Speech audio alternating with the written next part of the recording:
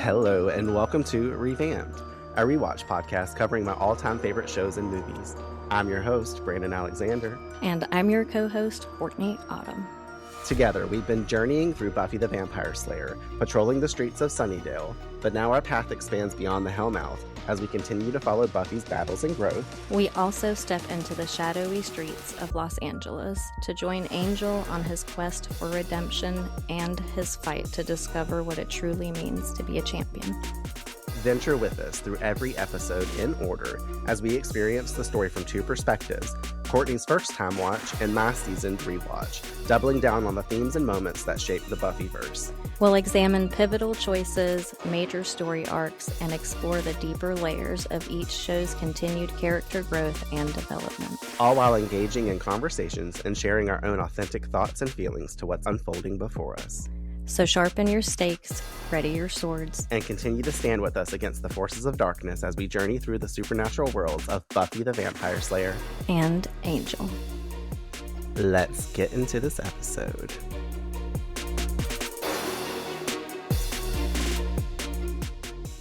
Everyone, welcome back to Revamped. My name is Brandon Alexander. The funny thing is I've already started recording for this episode, so now that's the intro. Oh shit. Today we're covering season 4 episode 8. Oh, this is your turn. It's opposite day. Oh my god, crazy. No, but for real, we're here to cover Buffy the Vampire Slayer season 4 episode 8, Pangs. That was a fun way to reel that one in. Impromptu. I was like, I can't do that one because then I won't be able to edit it and like create that as the opener to the Instagram post. I can't. It'd be all chopped up and weird. And I'm like, I ain't trying to waste 14 seconds for the episode title on them things. It could just be me. Yeah, me editing it to slide back and you being like, what's the It's your turn. Pangs. Weird. This episode aired November 23rd, 1999, and it was written by Jane Espenson and directed by Michael Lang. Lang? Yeah. Lange? I always want to say, I wanted to say Lange today. I say Lang because I know Jessica Lang's name spelled like that, so it's Lang. We've had him before. And Jane, which... Yeah, you have a real life example. Speaking of, I just really realized that Jane Espenson, other than when I wrote it down, that she's the one that did this. And she always does those silly episodes like Band Candy. So now I can understand that she wrote this episode 100%. But I'm also, she's got to take a slap in the face because I'm sure there's other writers on the team. But we got some stuff to discuss and some opening thoughts. But we'll get there when we get there. Gotta say, too, also, before I forget, because I did not write it down, happy Thanksgiving, everyone. In May, June, because I think this episode airs in June, so it's the Thanksgiving Day of June. So there's also Valentine's Day on the 14th of June as well, aka Courtney's son's birthday. The Valentine's Day of June. I was gonna say that's kind of fitting that there would be Thanksgiving in June, because don't people say like Christmas in July? There you go. Literally. Oh my God. Stop. Yes. Okay, but it's not Christmas right now because it's not July, so it's Thanksgiving. So Courtney, you want to reel us in with this Thanksgiving plot synopsis? Sure do. Sure don't. Oh. Courtney said, I ain't reading shit on this podcast. All right. Episode title. Yeah. That's all I'm responsible for. The occasional for. Intro. Today. That's just today. She said only on one Thanksgiving. for the season. Only on holidays. Halloween doesn't count. She goes, can we go back and re-record amends? No. I know, right? Okay. When a construction site uncovers an old Sunnydale mission, the spirit of a wronged Chumash warrior is unleashed, targeting those connected to the town's past. As Buffy and the gang struggle to stop the attacks, tensions rise over how to handle the situations, and an unexpected visit from Angel adds another layer to an already tense Thanksgiving. Do we be thinking this Thanksgiving is tense? I think so. I mean, usually. If you're doing it with your family. Yeah, tense. well, it makes sense. This is their found family, so here we are. Right. Guest stars this episode. I did not write everybody down, but they're in there. But I wrote 2 people down. Todd Thawley is portraying Hoos, which is spelled H-U-S, and I was all doing my notes, and I'm writing down Huss, and then I realized they're saying Hoos on the fucking screen. I'm like, or on the TV, and I'm like, All right, great. Time to go back and edit all that and put HOOSE so I don't mispronounce the whole episode. So, who's not Hus. And then our obvious guest star, which we all know and love, David Boreanaz, is returning to Buffy as Angel. I was just going to say it normal, and then I didn't because I went and did all that. All right, mate, what did you think of this one? But I enjoyed this episode, even though I started off a little bit confused with the plot line, but we'll get there. And it was a lot more fun than I thought it would be for a Thanksgiving themed episode, because I thought that there would be a lot more like layered depth with family innuendos or something, as Thanksgiving usually leads to like you getting together with your family. So I thought like it was going to be more centered around that, and I kind of was glad that it wasn't. And yeah, overall, I found myself laughing a lot at the writing in this episode. Like the commentary going back and forth was a lot of fun. Overall, it was just a lot of like action packed and just a fun overall episode. I liked it. I really liked Spike in this episode, which I don't know if I ever have said that on here. Maybe once. I don't know. But yeah, it was fun. Well, you'll have more opportunity, obviously, to express more things. Like, yeah, I don't want to say too much in the beginning. My first thought writing down some stuff was, how dare they not have Joyce in this episode? Like, that would have been so funny to have like, I mean, I don't know why they didn't. I mean, maybe because obviously Christine Sutherland hasn't been on the show a whole lot, but I'm like, that would have been so perfect for her to be. She could have been up in this. You know what I mean? Like, it would have been so funny to see her chaotic ass energy up in here freaking the fuck out, like trying to help them smash up some damn shit out there with Willow and fucking Anya fighting damn monsters and shit, or over there trying to pull the damn arrows out of Spike or some shit, since that's her bestie. It would have actually been a lot of fun if they somehow placed her with Giles in the episode, like at his apartment, or like, I don't know, somehow just like trying to do Thanksgiving with Giles, and that be part of the dynamic, because I think that would have been fun, especially because we still don't know how to like act with Giles and Joyce together, you know, because after all the things that have transpired. But I feel like that would have added even more fun. It would have. And I feel like this is the first time I've ever really like wanted Joyce there. And I think it's because we've got so many run-in jokes with her, and we also just like have, I don't know, changed the whole dynamic around Joyce, honestly, because she's a major character on the show typically, especially the first few seasons and stuff. And like, I don't know, this time around watching it and being more analytical, I guess, from the beginning of the series to now, I'm always looking out for Joyce. Like when we've seen her in I think she was in the Halloween episode, like the freshman or something, when she's popped up on screen, I gave her flowers and that. And I was like, why couldn't they have her for one scene or something? Like, since they said she went to visit Buffy's aunt, why couldn't they just had a scene with her departing or something like that? Buffy being like, I'm so sad you're not going to do things. Get like a quick little scene, like where Buffy goes to the house or gets a phone call from her, something, you know, reads an email that says sign Joyce. I don't fucking know. Like, Joyce ain't got time to talk to her daughter. Exactly. She sends her email. I really like the episode. Honestly, forgot how good of an episode it was. It has all those good comedy bits, and I think that was what I was enjoying when I was watching this time, and honestly any other time. It's always the funny dialogue that's going on. This one has so much like packed into it when it comes to the quippy dialogue, like all throughout it. And the way that they cross over this timeline too, because like the biggest thing about the episode, Angel, but you almost like don't expect them. We know we've had the crossover from Spike going over to Angel, and then having the crossover episodes from Angel that we saw earlier this season. And the last time, the way they handled it was like Spike left from Buffy and went over to Angel, and now this time, like Angel's last episode led us back over to Buffy, and Angel kind of like came over to the show. So it's almost like that one went there, and now like they're all right, next time it's your turn. So like, you know what I mean, like that kind of thing. But all the cutscene dialogue, I feel like, was giving me life more than anything. I have not wrote cutscene transition magic as many times in all of our scripts as I did this episode, I feel like, because they're leaving one off with like a comment and going into the next one or whatever way. I was like, oh shit, I was like, am I gonna sound super repetitive in this? Like, do I need to figure out a way to change verbiage? Like, what is happening? Other than all that funny stuff, like back in the day, I mean, I did enjoy the episode, but I didn't care for it quite as much because I didn't see Hoos and his spirits like as a real threat. I mean, they come hard when they fucking come hard, but they just didn't hit the same way that other villains, even filler episode villains, hit. And especially since they're making such a big deal out of Angel being here to protect Buffy, like after Doyle's vision on the cliffhanger from last episode, I guess that's also why I didn't see it as a threat. And I mentioned that way because Doyle's vision specifically was Buffy fighting this vampire that we get in the cold open. And Mm-hmm. going from that episode to this one, you're thinking like, okay, this vampire must be some fucking crazy ass dude that's gonna do some shit. Like, is he the Master 2.0 or some shit? Like, no.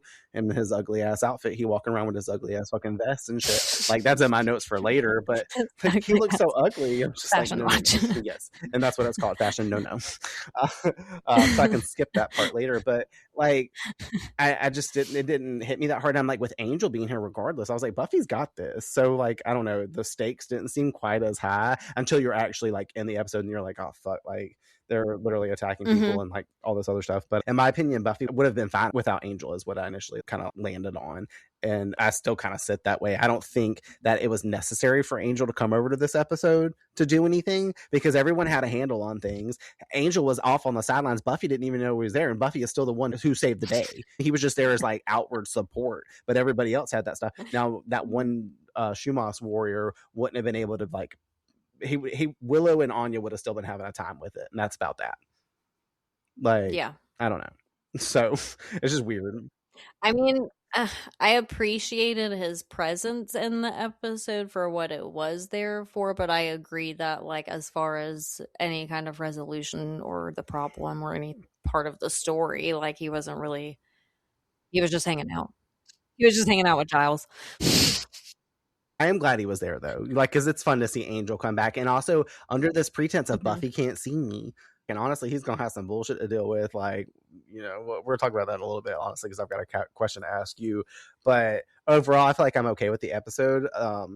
I think him being a secret kind of works for it, and you know, us kind of like being like, is she gonna find out the whole episode? Like, how will she find out, or how long is this gonna go on? Will she? Obviously, as she finds out at the end, but like she doesn't find out because she saw him or something. Unnecessarily. Like, yes, exactly. So you're kind of left off with that. But overall, I would say it does a really good job, like having both elements going on present, like Thanksgiving.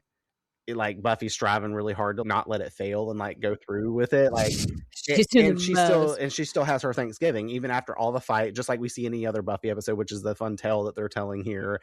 It's just like any other episode where they save the day by the end and they're able to do what they were wanting to do, like prom or something like that. Like the prom is getting attacked, but Buffy saves the day and she still gets to attend. It's not some bullshit show that it typically would be. Again, Buffy showing us that she can do Slayer stuff and normal life stuff as we've always seen her do. Like, so that's the best way, I guess, to just sum up exactly what I was saying. I want to point out too, I like the inclusion of Anya and Spike in the episode. Like you said, you like Spike this episode. Just to say, like, here on out, we'll be seeing more of them, because there's been episodes in the past, like the last few, we haven't really seen anything from Anya. And we have seen Spike, but it's like last one, obviously, he was featured in it a lot more. But, you know, he was at the beginning of Wild at Heart, but he just got tased and was out the rest of the episode. So it was like nothing going on. And I think maybe this would be a good time to tell you that, like, because it's not really a spoiler at this point, and this is just something I've always heard, Spike does become more prevalent on the show. Like, he's a character now. He's in the main cast. If you didn't realize that, I think I might have said that he's been added to the main title actually, maybe this is the first episode he's been added to the main title sequence, since he's replacing Oz essentially. But he's also a stand-in for the person that can basically do what Cordelia did on the show back in the day, is show up and basically tell Buffy, no, you're dumb, you're wrong. Like, you know, basically be blunt and you know, have this certain type of dialogue towards these people, because he's obviously a villain, but now he's kind of neutralized as a villain. He can't do any harm. So he's basically Cordelia in man form, out here spatting out like sideways comments and saying what everybody else is thinking, but would never say. He's the missing and piece. They were like, you know, let's put him in here and get him in the show, because James is really funny. Everybody loves him. So let's figure out a way to work him in the series. So pay attention with that in mind as we go forward with the rest of the season. The fact that Spike's basically going to be a big thing for it. Not like a big overall, like whatever, but he's now a main cast member. So he's going to be treated the same way like Oz or Cordelia or like Xander and Willow and all these other people. He's kind of part of the gang without not being Spike, because he's still a bullshitter. He might be part of the quote unquote gang, and I'm not trying to put him as part of the gang, but in this episode he's basically hanging out in this damn house by force, like tied up to a fucking chair. He's their hostage right now, and that kind of carries on for like a couple of episodes where like he's hanging out at Giles. And I'm going to shut up there before I start telling you like what happens for the next 6 episodes. Something we do have to talk about. Let's talk about the problems with this episode. You might not have noticed it. It'll make sense once I start to say all this, but if you Google like PANGS on Google, duh, obviously on your search engines for the internet, because I said if you Google, it's a highly polarizing episode, is what it says immediately. Fans and critics universally praise its hilarious razor-sharp dialogue and the fantastic integration of the gang, particularly Anya and Spike. However, the central indigenous vengeance plot has aged poorly and is widely criticized for its problematic, culturally insensitive execution.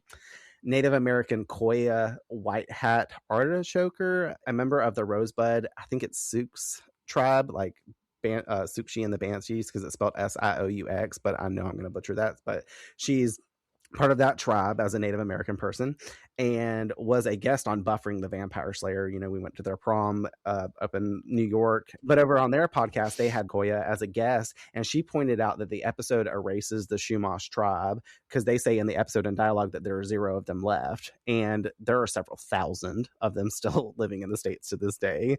They miss the fact that their spirituality emphasizes making peace with the past, so to have Buffy kill the spirit instead of finding a way to let them rest felt like perpetuating the erasure of Native culture, and also referred to what the U.S. did to indigenous people as genocide throughout.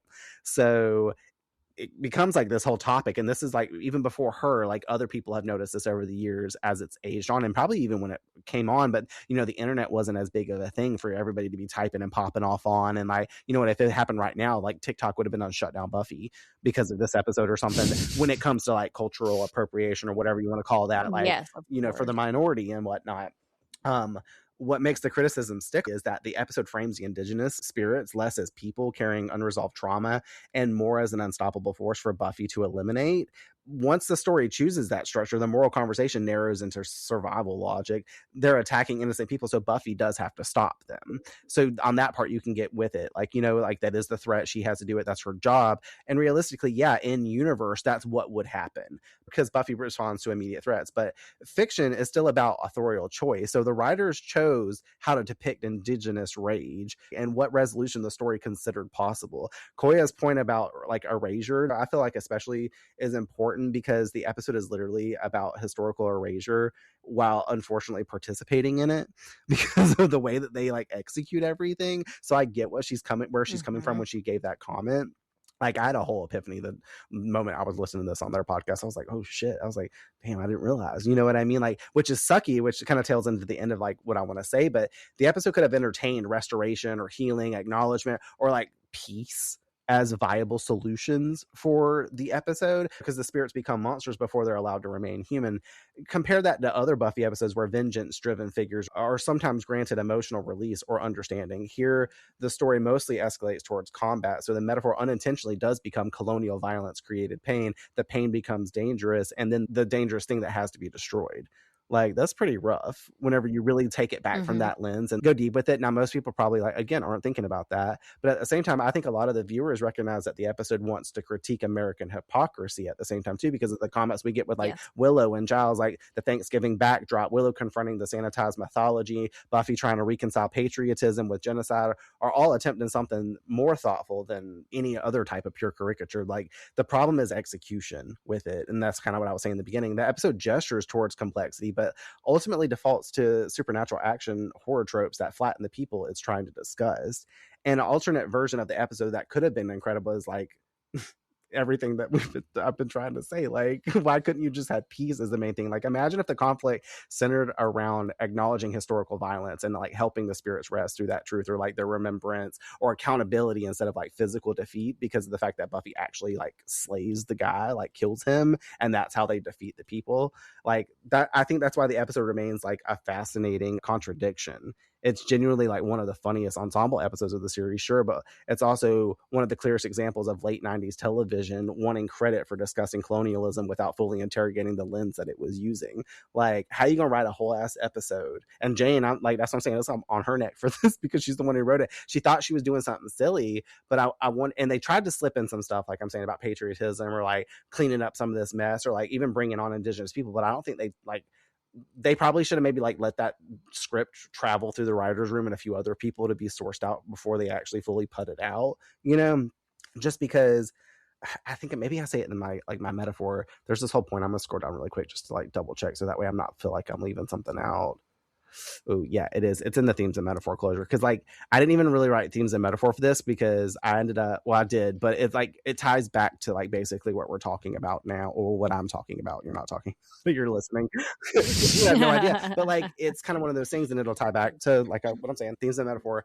You tried to set out and make this episode for something, but you and unintentionally actually create more of a problem potentially by putting this content out. You know what I mean? It can end up being messier viewed, like especially like I'm saying today, people look at it and like some people probably skip this episode or don't like it anymore because of all that. What are you saying? Is it because it's missing the element of a resolution? Like, is Yeah, in that fact, I mean, that's I know I said a lot, and it kind of gets lost in translation in that way. But yeah, because the resolution that they have with this is basically erasure. It's not giving like Native American people the ability to like rest, because you think about everything Willow's talking about on the episode of like, I don't want to fight these people because we already took their land, we already did this thing. see. It continues and perpetuates the problem that we had from jump, and continues that.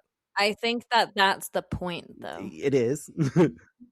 You know what I mean? Like, because you have to look at where we're at Yeah. today, you know, and how this is still an issue, and it's just in a different place. Look at Gaza. You know, like there's so many things that are still like this that are happening, where there is literal like mass genocides going on, you know, of like whole human races for nothing, for ego. And yeah, I appreciated almost that it did that, because it showcases like where we're at today. Like I said, it's a never ending fucking problem.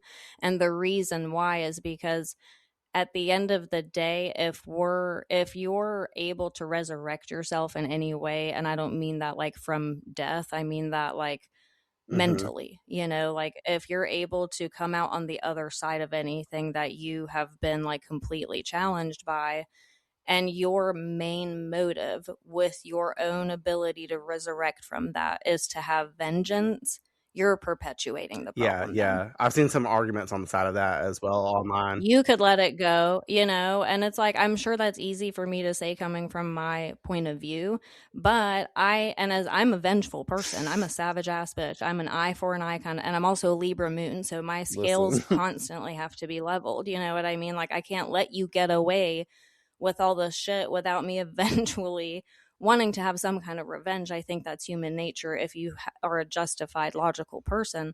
But there comes a time where you have to extinguish yourself, you know? And I think that's the only person that can do it, because you become part of the problem. I think the way that it like changes though in the episode, if we're going into like the in-universe stuff, is, and that's not to say that hosts and all of them are like quote unquote wrong or anything like that. Like, no, not at all. The fact that they've been at quote unquote at rest, they've been dead for a long time, but Xander disturbed their burial ground, as typical movies tend to do, like whether that be fucking Pet Cemetery or whatever it is, using the Native American background to like talk about this stuff. They're basically rising straight from like, oh, we were taken out, like our land was stolen from us, and now they're trying to build this cultural community center on our land, like this space that's like open right now. It was going to probably get disturbed either way, you know, I mean, whether Xander fell through the ground or not, and it would have possibly still been the same issue, and he felt like he needed to take vengeance for that. Now, vengeance never at the end of the day is going to be the right thing. Like, I agree with you whenever it comes to being a vengeful type of spirit myself, because my scene name back in the day, my email is still Brandon Revenge. You know what I mean? Like, so if you, that was always my motto in high school. If you're going to fuck with me, I'm going to fuck with you back, and you better watch out, because it's going to be way worse than what you did to me. Like, so I get that side of things, but at the same time, talking like about peaceful resolution, and I get it being the point of it, and maybe that was probably part of the point. Like, they really could have done something different with it, because of the fact that in the original times, like technically there was like a whole ass slaughter. It wasn't like sit down at the Thanksgiving table and everybody, that's what they want you to think it was, you know what I mean? And I don't know too much about my Thanksgiving history. My lore from elementary school has like wore out. I don't remember this shit, but that's like the story you always think about when you think about Thanksgiving, is the two coming together for some unity. And that's not really what happened. The Pilgrims fucking slaughtered the Native Americans and took their land, and here we are today, 100%. All of us white people living on like what was Native American land, you know what I mean? So I think that's where people get touchy, and especially indigenous culture, just because of the fact that that continues to perpetuate the cycle of exactly what happened the last time. The white people killed the Native Americans, whether they're spirits or not, and then rolled with that as being like, oh, that's the conclusive end. Haha, like we're done. Well, that's to say I can't speak from, That any other point of view that, exactly. However, I can understand completely their mission. I can understand coming back for a vengeance. I can understand doing every single thing in your power to prove your point and let people know this shit is yours and it got robbed from you and your people. And I can't imagine a person that wouldn't want to do the same thing. Oh, he stopped doing it. Freddie was over there like stretching out, and he like laid there for a while and was cocking his head back beside like he was trying to crack his neck or some shit. I'm like, what the fuck is he doing? He wants a massage. But yeah, so I understand completely their point of view and their mission and their motive, and I do agree that there could have been a different like way to tie the story together in the end that's not left with nothing. Like we're, like you said, we're back where we started, and that's that. So yeah, I don't know. They could have done it differently to dignify and respect indigenous people, in this regard. So I do agree with that point, but I also think that part of the point to make was to say that this is always a vicious cycle. And it'll never, ever stop, because look at us all these decades later, even since the show aired, we're still dealing with the same shit. So it's kind of crazy that like it's almost a foreshadow into the future, whether they knew that and did that intentionally or not. I assume at some point in their adult brain, they know enough about the world to know that this is an ongoing problem. So I'm sure that was for a reason. So, I'm not the type to turn a blind eye to something. So that's the only reason I really wanted to like bring it up. And like, I didn't expect to have like 10 minutes of conversation or really around it. No, it's fine. I mean, we went back and forth. It's great. It'll be awesome for the podcast, I'm sure. But like, I also wasn't trying to beat a dead horse, because at the end of the day, I can acknowledge this for just being an episode. Like I said, up until now and up until really I started listening to other podcasts, I really didn't know this. But like also it is because like I had blinders on and rose-colored glasses to this type of stuff, and I didn't pay attention to subtle subtext or metaphors and themes that are happening in episodes other than like the superficial layers of this show until you start to get analytical about it and actually paying attention from a different lens and perspective. So that's why I bring it up, because this is our chance to talk about it. So here we are. But now it's time to push play on the episode, because I'm ready to go through it. Let's do it. That's all I had in my opening thoughts anyway, so here we go. Opening in the woods at night with what turns out to be a vampire moving cautiously through the trees before realizing Buffy is following him. I like how he's just appearing normal human. I already talked about his shit ass outfit, like that fashion out bullshit. But like when he first comes on the screen, he's not a vampire. Like the last time we saw Buffy on campus with a vampire a couple episodes ago, he was chasing her, and she was basically making him think he was chasing her, but really she got him to the corner. She's like, haha, by the way, I'm gonna kill you. Like, and he's like, oh shit. It's not that way. Like, I don't know, like whenever Buffy punches him though, when he turned to look at her and was like, Slayer, like realizing who she was, for the first time ever, like he had a distorted voice. Did you hear that? I don't remember what like word. I don't know if he goes like, well, he's talking anyways, because she's like, look who's home or whatever, and he's like, Slayer, things were better before you came here or something, blah blah blah, whatever comment he made. But it's like distorted, like he's got some kind of weird audio leveling going on. I'm like, they don't ever do that with the vampire, so why are they doing that with him now? And I think that's what would make me think initially in the beginning, be like, oh, maybe this is the vampire that's gonna like break her arm off or something, or hurt her in some way to where like Angel's gonna hop out from them bushes and like, hey, I'm surprised here, whatever, protect her from him. Maybe she's struggling with him and he's getting the upper hand on her. Maybe Giles has done drugged her ass again and she's falling powerless, whatever you want, like, I don't know. But the second he realizes who she is, he starts complaining about how Sunnydale was better before she arrived. But he's like, because it's audio tuned. Auto tuned. He's got the auto tune. He sounds like T-Pain. That's actually his vampire name, T-Pain. He blames the Slayer for ruining everything. Buffy quickly handles him in a short fight sequence before giving us the 2K per slay and quipping that people say one person can't make a difference. I like that little quip because I'm like, well, clearly we know the one girl in all the world can make a difference, and that's you. After the dust settles, though, Buffy pauses, looking uneasy, almost like she senses somebody nearby. The camera pulls back from her, revealing Angel hidden in the bushes, silently watching her from a distance. The good kind of stalking from the shadows, I will say, because not to Buffy, but this is way better than the stalking and looming in the dark we saw back in the back half of season 2. So when I saw him, like, you know, especially the jokes that are running this episode about him being evil again and shit, like, I was like, yes, the last time we left off, like, with him like stalking, I was like, oh, some bullshit was going on. But obviously we're all watching Angel, so we know that he's like fine. But I almost found myself wishing that I hadn't have told you last recording that, like, because you kind of like made guesses about it, but I could have just been like, oh, I don't know, like, we'll see, you know what I mean? But for you to like be watching the episode and then it pan over to Angel and you have no idea that Angel's going to be on the show, I wonder what your initial reaction would have been versus already kind of like expecting. Like, you didn't know where in the episode he was going to pop up, how he was going to pop up, but I had told you he was going to be there. So seeing him over the bushes, you're like, oh, okay. Hey, what are you doing? I think at first I was like, that was my literal reaction, because I did forget for a second, and then I was like, oh, yeah. Speaking on that though, like, coming off of Angel's episode, Doyle has that vision that leads us over here. When we got the vision, if you like really remembered or paid attention, like, Buffy's fighting the vampire from the cold open in that vision. Now clearly she does this vampire without Angel being in any way, shape, or form help to her. He's over there hiding in some trees. Yeah. He's out like a damn tree himself. He's some up. I just stopped and paused and looked pensive on the camera.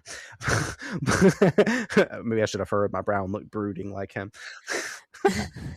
But when you see this and she slays that vampire, like, in my mindset, I'm always like watching the episode beforehand, I'm like, okay, she handled the problem, like, what's Angel here to do? That's where I guess you would be kind of left if you're paying that attention. Like, did you think that since that was out the way, like, you're like, why is he here? Like, where did you possibly think that this was headed otherwise?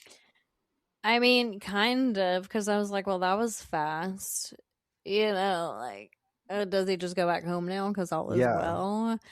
But obviously, since it's the beginning of the episode, I assumed that he was going to be part of the whole entire episode. But yeah, I wasn't really sure, like, what's his MO from here? Where's he even gonna go? I guess Doyle's visions are just like sometimes to let you know, like, hey, that vampire is not really the threat, but Buffy's going to be going through something, so you need to go to like her town and help her. You know what I mean? Like, it's some kind of like, right. And again, I'm sure that like Doyle doesn't say he was wearing this colored shirt, he looks like this, it was in this exact spot. Like, you know what I mean? So as far as Angel is concerned, because of the sake of ease with slaying him, I'm sure he probably was like, well, maybe this wasn't the one or something. I don't know. Maybe he was like, let me just make sure. See, that's what I'm saying. Like, he would have had to do that, because I would have watched her do that and be like, well, I guess I can head back now.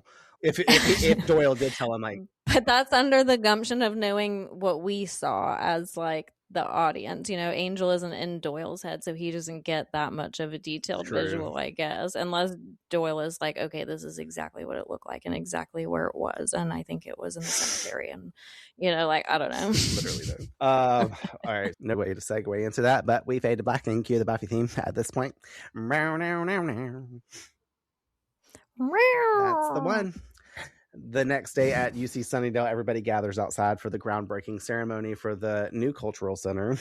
The dean introduces Professor Gerhardt from the anthropology department, who begins giving this very polished speech about cultural blending, togetherness, and Thanksgiving symbolism. Nearby, Buffy, Willow, and Anya stand watching while Xander works construction at the site, or what I say, stands on the sidelines and waits to dig. Some people more impatient than others for this to occur. Fashion moments for Buffy, like looking cute in this little cowgirl hat, like all the things to put her in, they're gonna put her in stuff like, I guess it's because they're trying to like play the trope on like cowboys and Indians, which is kind of fucked up. But Sarah was looking cute in a hat, so we're gonna give her like props for the hat. They saying out in the sunlight, so she don't need to be bleaching that hair out no more by sunlight. She don't need to be way more tan than she already is. She don't need skin cancer on her face. So I'm happy for the hat. It looks cute on her, especially paired with the brown like clothy looking thing, which I'm pretty sure was intentional too, because it looks like a long version of a loincloth or something like that for her as well. So I'm like, what are y'all doing here? Like, even wardrobe department got on Jane Espen's and bullshit. Like, Anyways, looking over at Willow, like I was also a fashion moment for her because I've realized obviously redheads look really great in green, but Willow always looks really pretty when they have purple on her. Like it looks really good with her shade of red, her skin tone, things like that. And she's got this like purple choker on, this purple like off the collar like shoulder top on. Not really important obviously to the episode, but important to my eyeballs because I thought she looked pretty, so I'm gonna say it to everybody. Anya is fully distracted by construction worker Xander repeatedly commenting on how masculine he looks while Buffy jokes he's giving village people energy. Because she's like, he's looking manly, and she's like, yeah, village people, yeah. I like the little dialogue right here. Like Xander apparently had that job like last at the hot dog place, that being the second job that we've heard of him like having this season, because obviously he was the bartender first, then apparently he worked at this hot dog on a stick place, and now he's like working in construction. So we're seeing like him go through these jobs, and I said that was kind of going to be a little bit of a theme for this season. I wrote too, I was like, wouldn't hot dog on a stick just be a corn dog? So why is it not called like corn dogs or like dogs are us or like, you know? Why is it not called? Like I don't get it, but I was like, is this like a real thing too? So I Googled it because it gave like some kind of energy to where I was like, I feel like this is a real restaurant. And it actually is. Like there's a California, Nevada, Utah, New Mexico, and even Hawaii. There's locations spread throughout those states, and they still operate to this day. So I was like, what the fuck? And I thought it was funny when Willow was talking about, I'm gonna miss those free hot dogs. Like I was like, oh, so you moved on from raisins to ice cream and now hot dogs. Like she going over there every day. She's like, I ain't got no money this week because mom ain't sent me nothing, so I'm gonna go eat at Xander's and he'll give me a free hot dog. She's like, last episode we talked about, or last episode of Buffy, we talked about what soda would Willow choose. What do you think Willow puts on her hot dog, or does she have a certain type of style? We always talk about some random ass shit on this podcast. I really don't know. I can't decide if she like instantly would go for like the chili dog kind of girl and be like extra messy, or if she just keeps it like super simple. I feel that. Like that's what I was thinking about saying. It was like, because I just now thought of this. Because I can just see her eating it and being so messy, looking over at her, she got and being like, "And that's so good." Got brown all over her lips from the fucking chili dog. Yeah. I can see her being like, hold the onions or some shit. Like most people put like onions on stuff for relish. I can see her going to get ice cream right afterwards. So listen, a chili dog and then some ice cream would fucking slap. And then you'll have diarrhea later. Do you eat hot dogs? I mean, I don't make them often. It's very rare. It's usually like somebody does grill out or something. I mean, it's not something I like even think about anymore. Like I haven't eaten one in a long time, but definitely like if someone's like having a cookout and they're like, "Hey, you want a hot dog?" I'm like, what kind of hot dog do you like? Like, what do you like on it? Oh, I'm just like a plain Jane kind of gal. Like I just like ketchup on my hot dog. I will have the occasional chili dog though if I feel like being messy. But you better give me like a fork because I can't Courtney just like eat it like that. Oh, I'm too messy. I like my hot dogs not clean. That's what actually Willow says. Xander had a job. It's not Willow anymore. And Anya said, "Where's this motherfucker digging? I need it to be seen." I haven't done that in forever. Make up some random song with what we're talking about. High key, I'm the same as you. Like if I'm just at home having my own hot dog, I just like a plain one with a squirt of mustard on it. That's like my classic one. I'm good for that. Same with a corn dog. I just like mustard with it. But if you give me my ideal hot dog, I want a Chicago dog. I want dill relish instead of regular relish, but I love the peppers and tomatoes and the poppy seed bun. Like very, very much into that. I want to go to Chicago one day and have an actual Chicago dog because I have not. And if I was able to go to Xander's restaurant, I would have probably got a Chicago dog for him because they got one on the menu. I still want to go to the place up in Asheville that I've never been. That's some kind of hot dog place that's up there because I do be liking hot dog, but you ain't gonna catch me really making them for dinner. Like no, I'm not. Don't the Germans like sausages too? Bratwurst is different than a hot dog. Tiffany's husband Michael, they had me over one time when we had hot dogs, and he made like bratwurst versions of hot dogs, like really nice sauce. That shit I would fuck up for dinner. Would you really? Damn, the one time Courtney wants sausage in her mouth. And that I'll eat that differently. Like I gotta have like a specific mustard with that. I probably will have sauerkraut. Oh, like, sauerkraut's so good. Thing. I never have stuff like that though. I don't think to do it, but like I do like sauerkraut and things like that. I want to go to a German restaurant. Are there German restaurants? I don't know, but we should look. I doubt it. We should find one though and take a trip somewhere. What do you mean? Charleston's like a food hub. I mean, it is, but I never look it up because I don't usually like. We're about to find out. All right, cool. All right, great. Well, we Yeah. probably should get back into the episode because everybody's like fast forward and be like, when are they going to Yeah. stop talking about fucking wieners? Never, bitches, never. Like, I thought Courtney was gay. She's like, I love sausage in my mouth. She's talking about that's the one thing I you'll like find me bratwurst. sucking on. If it's a German sausage, My penis is nicknamed bratwurst. You didn't know? You're like, my penis is half German. What do you know? My penis got diseases from the Chumash tribe. They know. Courtney is falling back laughing right now.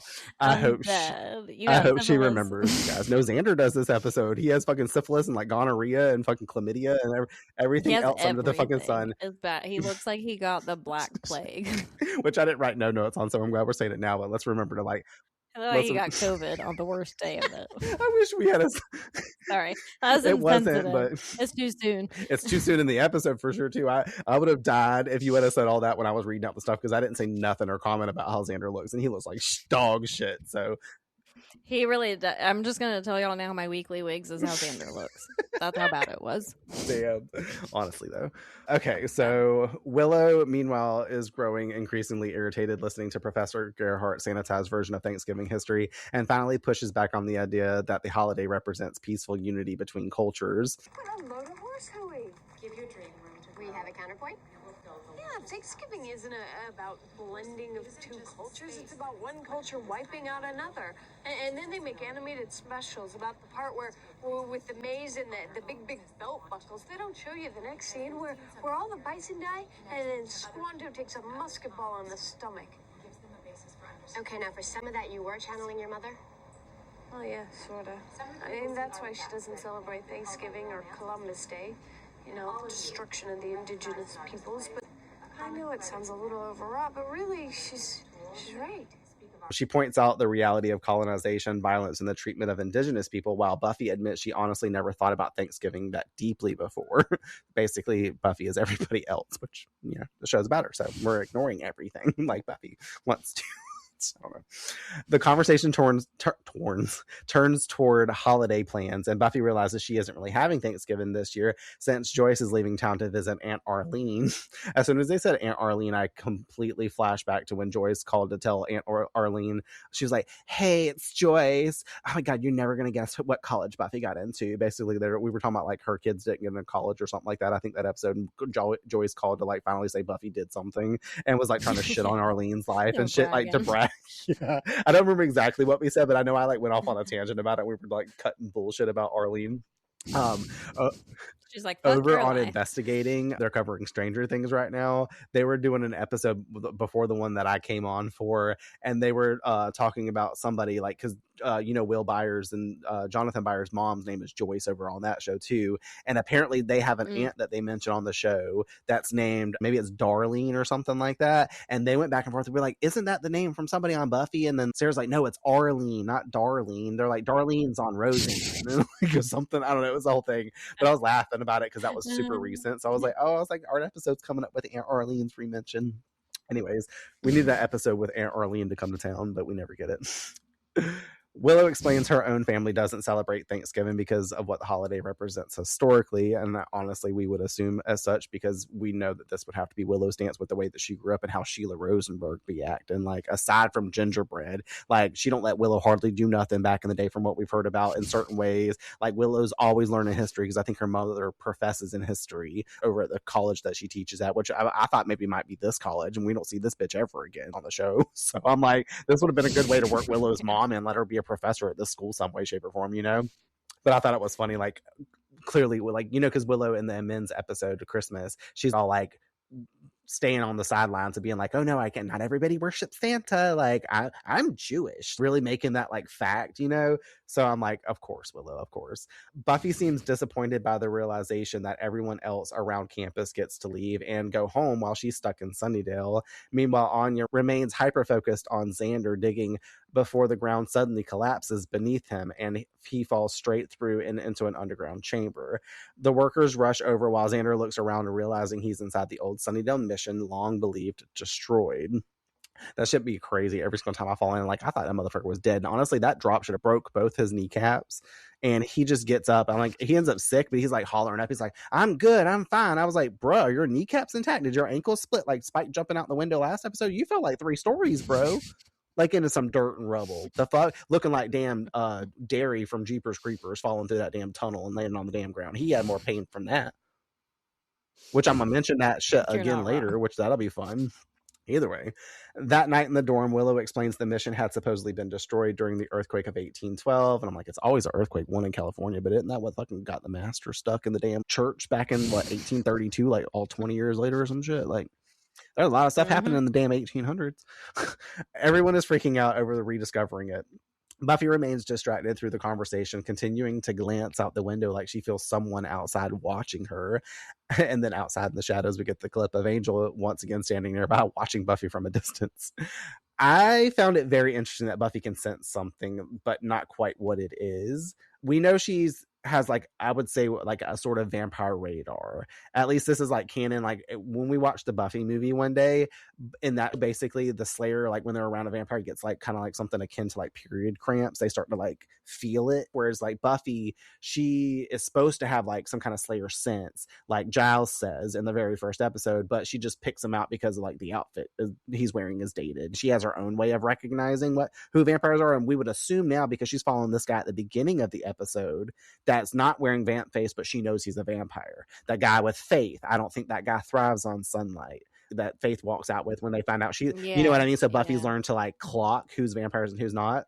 So there's that element of it. So I'm curious if she's sensing like that energy nearby, but also on the flip side, she's so connected to Angel. Like, it's interesting that we see her like almost like I don't know how I want to put this. Like, I really do feel like that's her soulmate in some way, shape, or form, because like you can feel somebody around you when you have an energetic cord with them, like a tie and a tether. You feel when they're nearby, or like you feel like when they're upset 10 times more. Now, I'm not saying necessarily from a distance, but like if I got a call from you and you're bawling crying on the phone, I'm immediately probably bawling crying right along with you. I'm not gonna be like, bitch, what the fuck you doing? Like, like I'm gonna empathize with you real quick because I have a tie to you in a very interesting way. So I thought it was interesting that she could feel him. That's super unique. But I also like, I don't get how she just doesn't sense that it's Angel nearby, because anytime else on the show, when he was still on the show, she'd be like, oh, I didn't see you, so I should have known you were there. Or like, you know what I mean? Like, she usually gets like some kind of tingle realizing that Angel's there long before he comes. We've seen it in interactions. I can't pick one out in my head right now, but I know we have.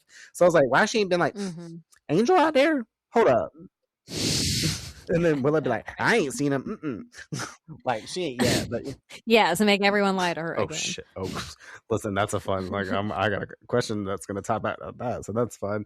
I ended up did write in my notes. So I said, that's how I be feeling about you, mate. And then when I sense you near, I lie and I say, all of a sudden, I can't hang out now. Literally. You always know when I'm 10 minutes away. Literally. I don't know if we said that on the podcast. I feel like we may have, but like back in the day, Courtney used to come to visit me all the time, and she'd be texting me like, mate, I'm 10 minutes away. And I'd be like, or on the phone, you would probably call me at that point, because I think it was before texting was a really big thing. And I'd be like, man, I can't hang out now. I'm sorry, something's come up. The first time I got you with that shit, but then the second, the third, and the fourth, and now apparently every single time except nowadays, like I slip it in there every now and again because it's kind of old now to do it. But watch me do it on Monday. No, I was gonna say sometimes I miss it.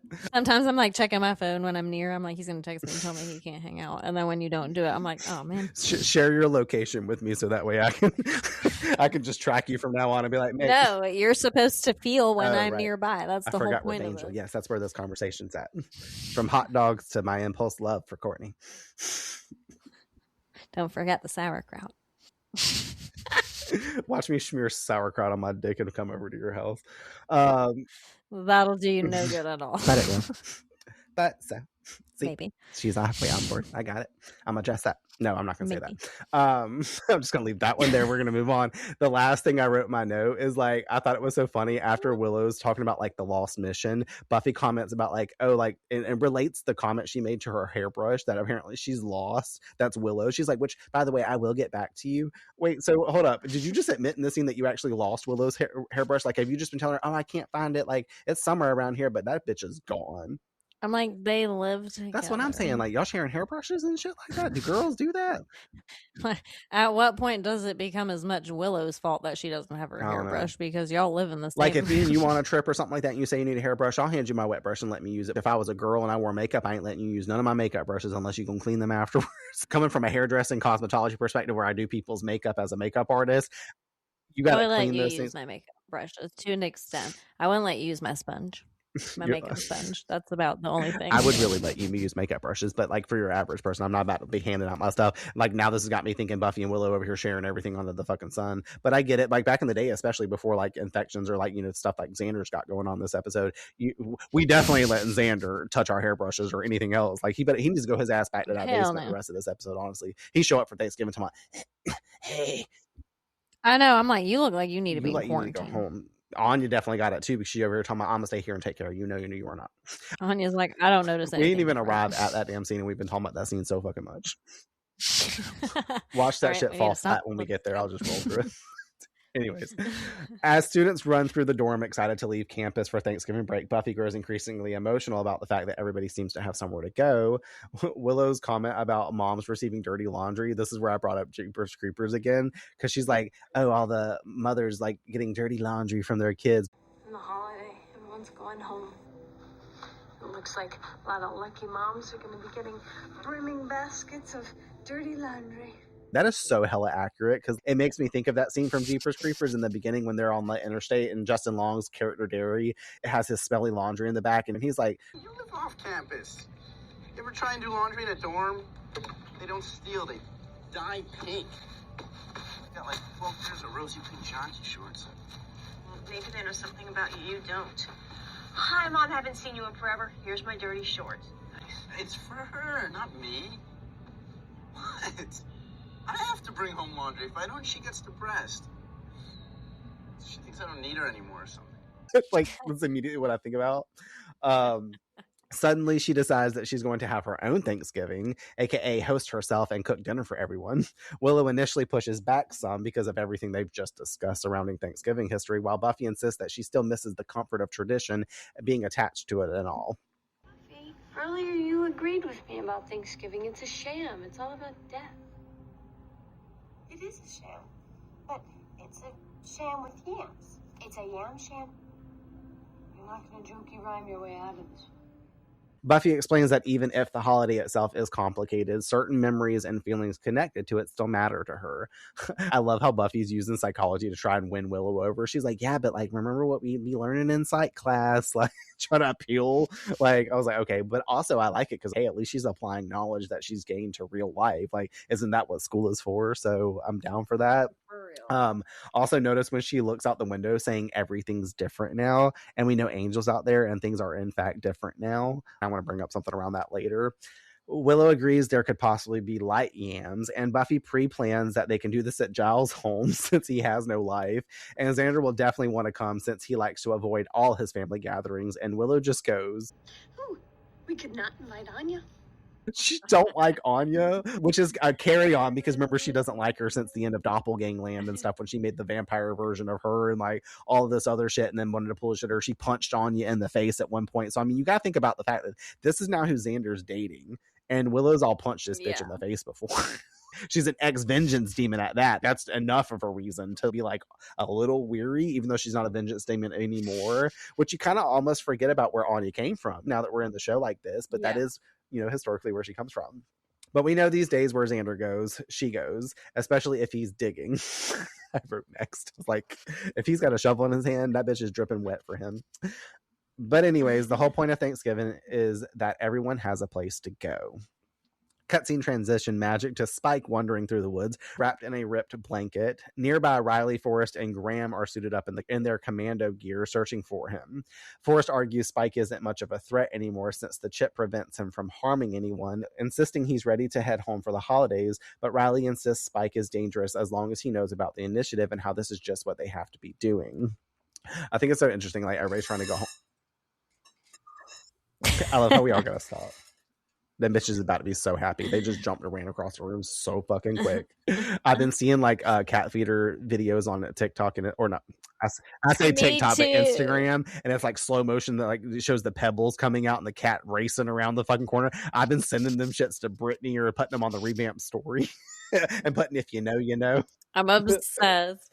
Yes, I'm obsessed with them. I saw one, and this lady, I think, had like 7 cats or something, and she was just like chilling in her hallway, and she's like, watch my 7 cats at 6:33 exactly, or whatever. And then all of a sudden her cat feeder goes on, and you just see all these cats scatter out of nowhere.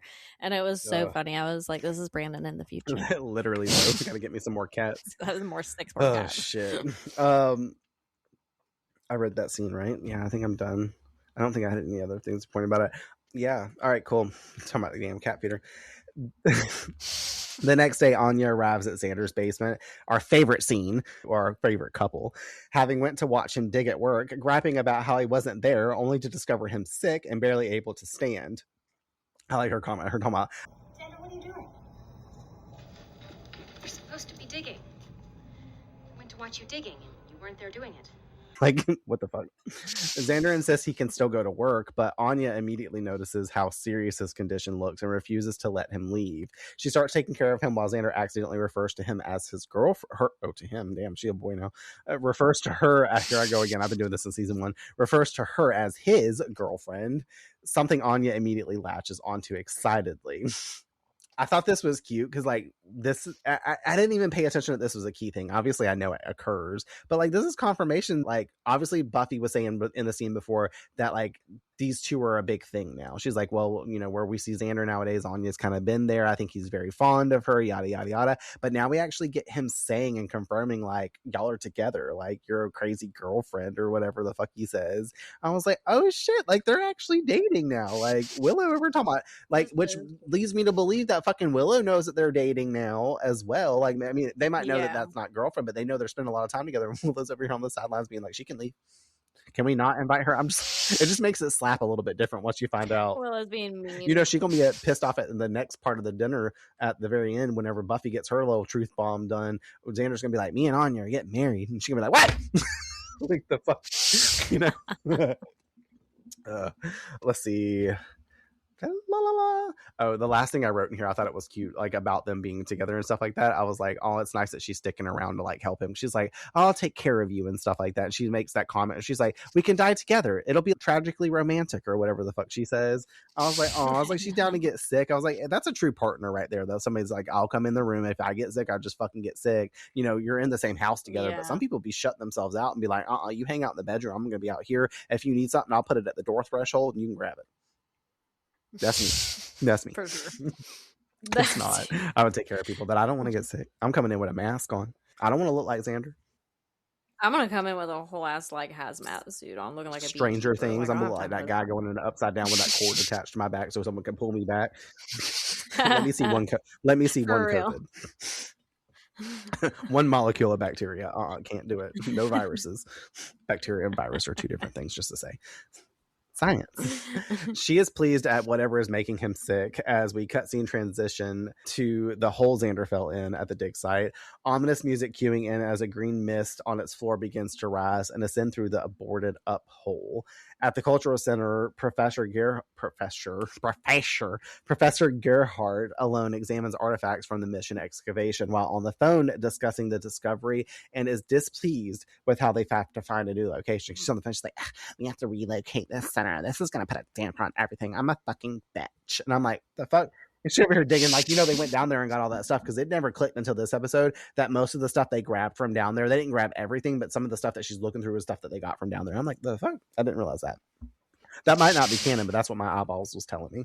As she looks over the Chumash exhibit, the green mist begins swirling around one of the ceremonial knives before taking shape into a native warrior spirit's hand. The spirit grabs the knife and does the Nixon neck slice to kill her, cutting off her ear as trophy before disappearing. So now we got a motherfucker out here cutting off people's ears and putting them in the damn pocket. And I was like, oh my fucking God, look like the collector up in here. I'm like, no, we cannot be doing all this. This green mist looked like some fart fog.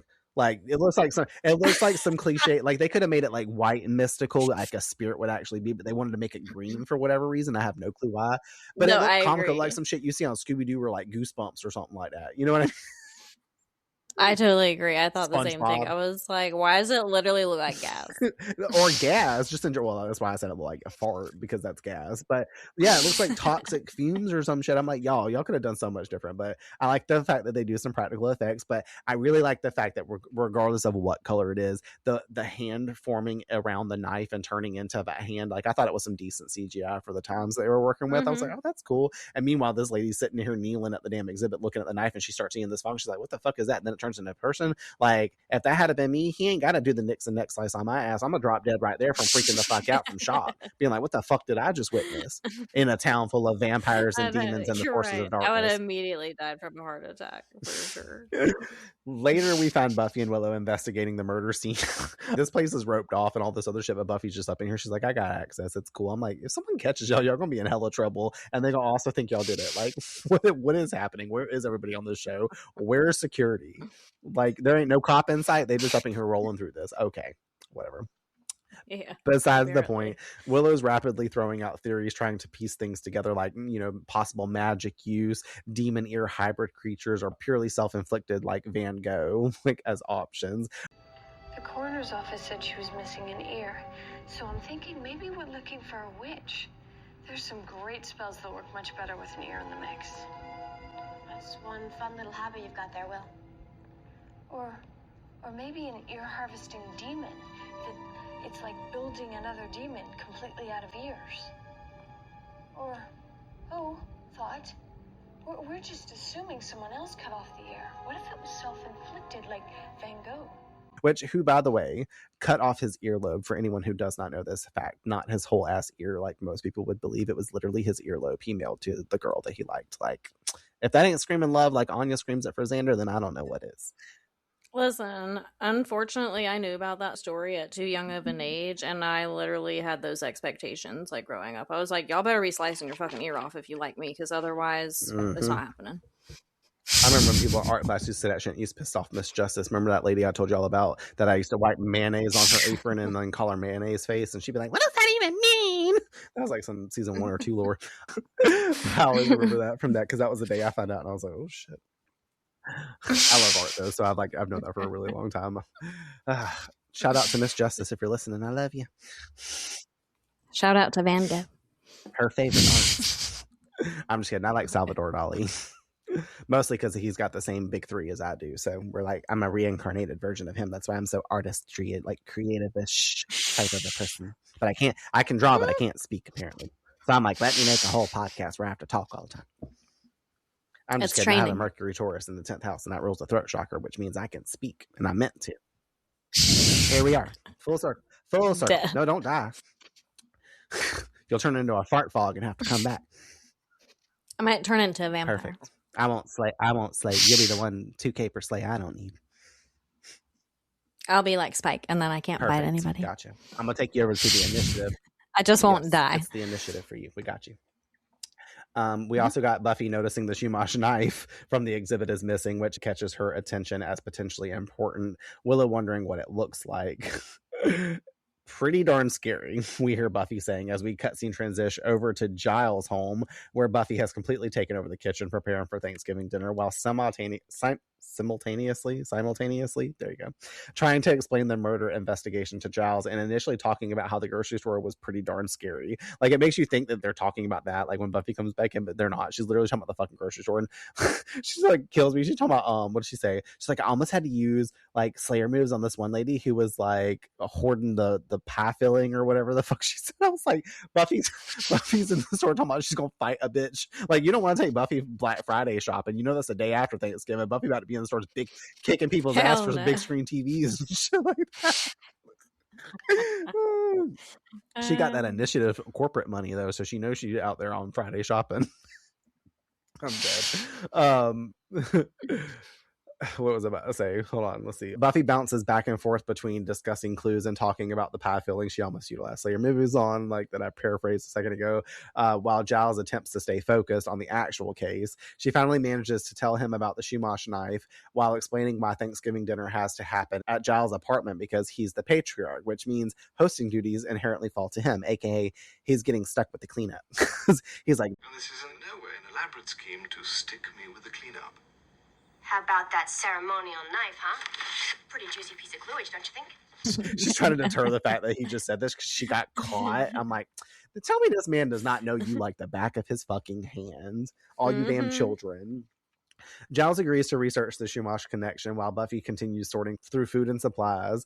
In his kitchen before leaving, Buffy stops, sensing something but ignoring it, and after exiting the apartment, Angel quietly steps out from the back room, revealing that Giles knows he's in town to watch over Buffy. That shit always trips me the fuck out, that this motherfucker is back here in Giles' bedroom or wherever, the bathroom. What if Buffy had to walk back there to go use the bathroom and he's just standing in the fucking shower? Like, hide, like... what? But also like the fact that he's there just even in general, I was like, okay, so he's like made himself known. The first place he goes is to Giles. Like before he sees everybody else, he lets Giles know and then gives him obviously the pretense of like, I can't let her know we're here, which we'll get into a second. But I was like, it's very interesting that he went straight to Giles first. Giles questions whether Angel should really be hiding in Sunnydale without telling Buffy he's there, and Angel insists Buffy can't know because it would distract her and potentially put her in danger. Giles points out Buffy is capable of protecting herself and that it's no longer Angel's responsibility to keep her safe. And I love that dialogue where Angel says, like, it's not yours anymore either. Are you going to walk away? And Giles is like it works, obviously, because it makes it very clear to Giles. He's like, okay, well, I can't argue that. But at the same time, like, him talking about, like, calling it Buffy out and being like, well, she's like a big girl now. She can like clearly take care of herself. He's giving her all the kudos she needs. He's like, she's good without you, bro. Like you can, like we were saying at the beginning of the episode, you can leave. You can get the fuck out of here. Like we good. We got this. Whatever's going to happen today, it'll be, if not, you going to come back next week when we're dealing with the next problem in town. Like, come on, Angel. The two discussed the possibility that whatever was buried beneath the mission may have been released once the excavation began. Angel suggests speaking with Father Gabriel, someone whose family has ties to the original mission and who might know more about the history involved. He moves to exit to keep watch on Buffy. Giles again stressing Buffy would not be pleased with his decision, that he can see her but she can't see him. And again, he stresses it's not easy being around her and being on the outside looking in. And he had forgotten how bad that feels. Cutscene transition magic to Spike outside of a vamp nest, watching them feast on a human together, like they have their own fucking Thanksgiving dinner. Like Spike's looking all sad and shit like that, like because he can't feed on humans anymore. Which I like the little cutscene going from that to this because it like you can tell like whenever we saw him in the first time like thing, I'm like, why has he got this ripped up blanket on him? Like, what is this supposed to make him look like he's in poverty or some kind of stuff? And technically he kind of is. He looks visibly paler on the screen right now, and I guess because he doesn't have blood in his system to keep him warm, because fresh blood is what keeps their like everything moving and keeps him like animated looking, you know. So I guess he's like cold because he doesn't have blood to keep him warm, so he's got this fucking blanket. But I'm like, Spike, you can't find a blanket that's not all shredded to fucking bits. Like you can't go steal one from somewhere or find someone like something. He's not doing so well after last episode coming off of being chipped. Like he can't do anything, so where is he going to do it? So like it's kind of funny to watch him like looking in on these vampires, and like the way they set the vampires up in there too, it's like very nurturing as a scene, because the one vampire is guiding the other vampire's head to take, like almost like they just sired him or some shit. They're like, no, drink my brethren. But it's like that's the motherfucking turkey and mashed potatoes on the table, and then you got the vampire. He's like, take a bite. Like no. And then Spike's obviously looking at it longing, and it kind of ties with what we see in a minute with like Buffy and Riley and them having comments about like home is the place you have to go and they take you in, and like having somewhere to go in general, and everybody always meets up. Like there's been countless Thanksgivings that I've been to like other people's houses because I didn't want to be at my own families, and I get invited to go to like other people's Thanksgivings, you know what I mean? And I would half the time rather be there than my family's house. So basically I'm Xander without the syphilis. To crank it back a little bit, like do you, from this perspective, obviously knowing how the episode goes down and stuff like that, do you think it is fair that of what Angel's kind of doing to Buffy? Do you think like Angel's been making the right call, or do you think he should have like talked to Buffy? I think that what makes it unfair is everyone else knowing also. Yeah. You know, like I think that if he wanted on his own accord to kind of like lurk in the shadows and check on her and not go to Giles and not later go to Willow and not later make his presence known to basically everyone except for her, then I think it wouldn't matter as much, because then your motive behind it doesn't get stripped away. Now you're adding like a whole emotional complexity to the situation, because now it's not just about me not knowing, it's about me being the only one who doesn't know, you know? So I think that's kind of the problem. So if he, I get his point, you know, to like, but yeah, I think for all the emotional layers involved with the two of them and the fact that everyone else knows too, it's not fair. I think it's like a little bit of a cop-out for him, because it is, because then he doesn't have to deal with like the emotional consequences of it, because she doesn't know any better and there's no like exchange between them directly. He's just not ready. You know, that he has to then recover it's from. like he's saying like,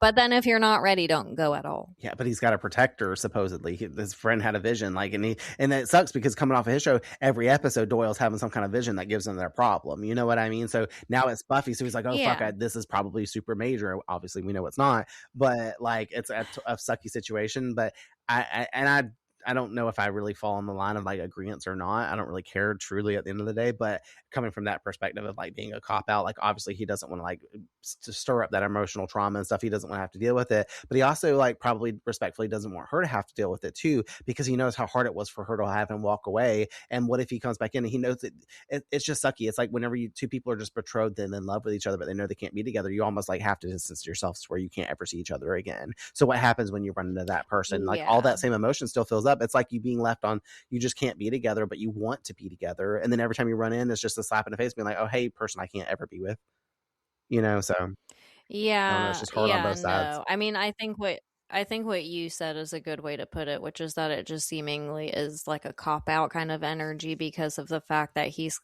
getting his way.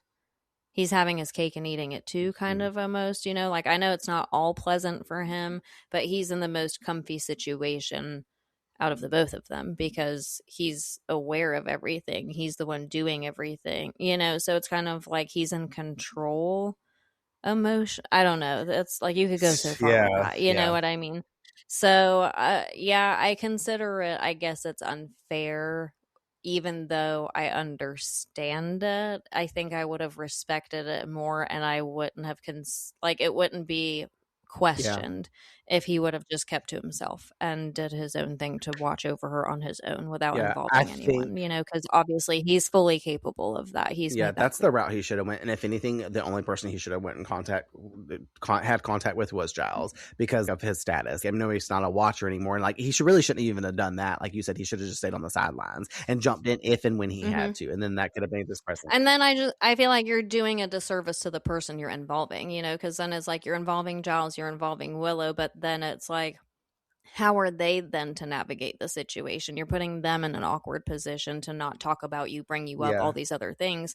So then you're creating a layer of dishonesty between two friends or another dynamic at large, you know? So I'm just like, you're not really doing a whole lot of good right now. But he's about to leave town, and then Buffy's gonna be pissed off at her friends not talking to them for a week because of this bullshit. Like that's what happened for me. Exactly. So I'm just like, I don't know, you're just like coming around and effing stuff up, and that's not what we're about. Okay, anyways, moving along. So later, Buffy and Willow walk through the town discussing Thanksgiving preparations, including Buffy insisting homemade whipped cream matters more than canned whipped cream, but also how she has an appointment with that priest Giles told her about. Riley appears nearby, hollering out to Buffy before coming over, while Willow excuses herself into the coffee shop for a delightful frothed beverage. Yum.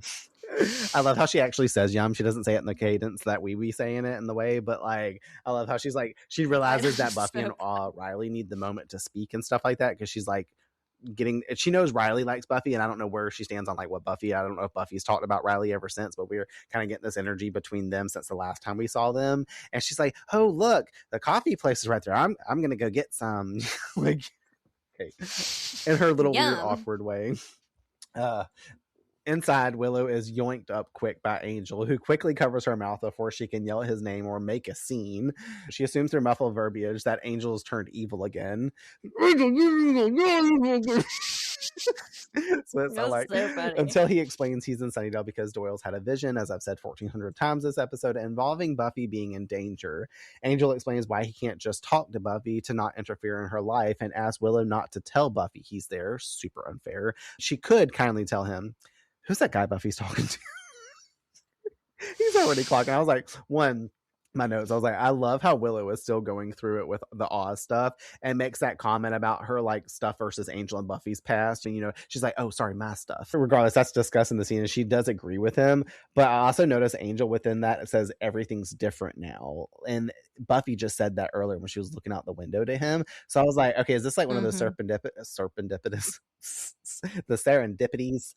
Serpent. Is it like one of those moments, or do you think like Angel's vampire hearing her Buffy looking out the window talking about everything's different now and Angel's trying to like, you know what I mean? Like he'd be like, I know Willow was in the room with her and I know he heard this, so this is gonna like spark and she's gonna be like, oh yeah, like he's like, this is my way to be relevant.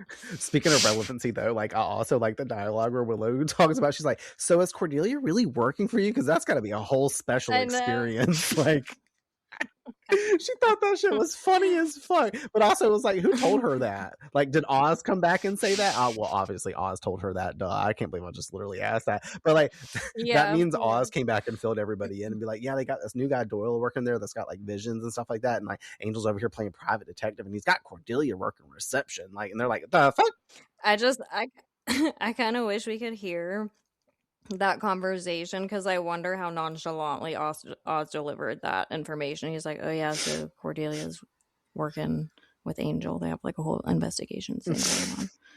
And Willow's probably like, the fuck did you just say? And he's like, yeah. I was about to say, I was literally gonna be like, yeah. Just very monosyllabic. Chill. Oh shit, that shit was so funny. I think she actually went on to say, like, after the special experience, she's like, of all the people you could have hired, like Willow is shady. She has thrown a lot of shade this episode, I will say, from like wanting to uninvite Anya and then like this shit. I'm like, dang. Well, these are two bitches that dated Xander that she don't fucking like, so it makes sense, right? Speaking of like people being jealous over other people, because clearly that's where that stems from. Angel being like, who the fuck's that guy? He's like clocking Riley standing over there, and he's like, clearly this guy's handsome. He's tall. He's at like Xander last episode, being like, he's seeming to be stressed. I'm like, Buffy's just talking to a guy. It's probably just some random guy. Willow's probably like over there telling him like, oh, that's just some guy that goes to school with us. Like they're classmates. You know what I mean? She might be talking about like. Also, bear in mind she's in college now, and that's so not like no. I'm like, I wonder if Angel would have really had that reaction. Like, he would have just assumed she was talking to somebody, but of course it's a guy. So, I mean, I kind of get it. I guess people might do stuff like that. I don't really navigate that way. I don't know. Unless it was somebody I like, and I'm like, why are they talking to someone else? Like, they clearly liked them. You know, it's weird. Exactly. Buffy invites Riley to Thanksgiving dinner, but Riley explains he's flying home to Iowa to spend the holiday with his family. I really never really paid that much attention. I know he has this whole conversation, but I was like, I forgot that she said, like, why don't you come to us? That would have been a whole different situation had Riley have come over. She better be glad his ass was going out of town, because not only he would have obviously been able to handle himself, but that would have kind of put them at exposure risk for being like, why are a fucking bunch of spiritual ghosts, like, it would have got him into the mix too fast. You know what I mean? He describes Thanksgiving traditions with his family on the farm while Buffy quietly listens, and he notes the old adage. What's the line? Home's the place that when you have to go there, I have to take you in. Meanwhile, Spike heads to Harmony's crypt, and what I would say is kind of like in-scene transition magic, but Harmony does not take this motherfucker in, because as soon as he pops in and she makes eye contact with him, she goes, Get out! but baby, this is where I belong. Out! I mean it. AKA, get the fuck out of here. They did allude to it for a second that she might be in a position to be manipulated, but I'm glad that she wasn't, because I was like, girl, if you cave, I'm gonna be upset. She's been doing a lot of work, because like as we continue, and I basically say that, like, Harmony reveals she's been reading self-help books and has decided she no longer needs Spike in her life. Spike attempts manipulating and charming his way back in and is almost successful, but Harmony ultimately threatens him with a stake, yes, that she had in their bed, and forces him out. Him crying, okay, like, I'll go, but one thing first, can I please have someone to eat? I was like, I love this whole thing. Like, one, Harmony standing up for herself finally and calling out how Spike staked her fucking again.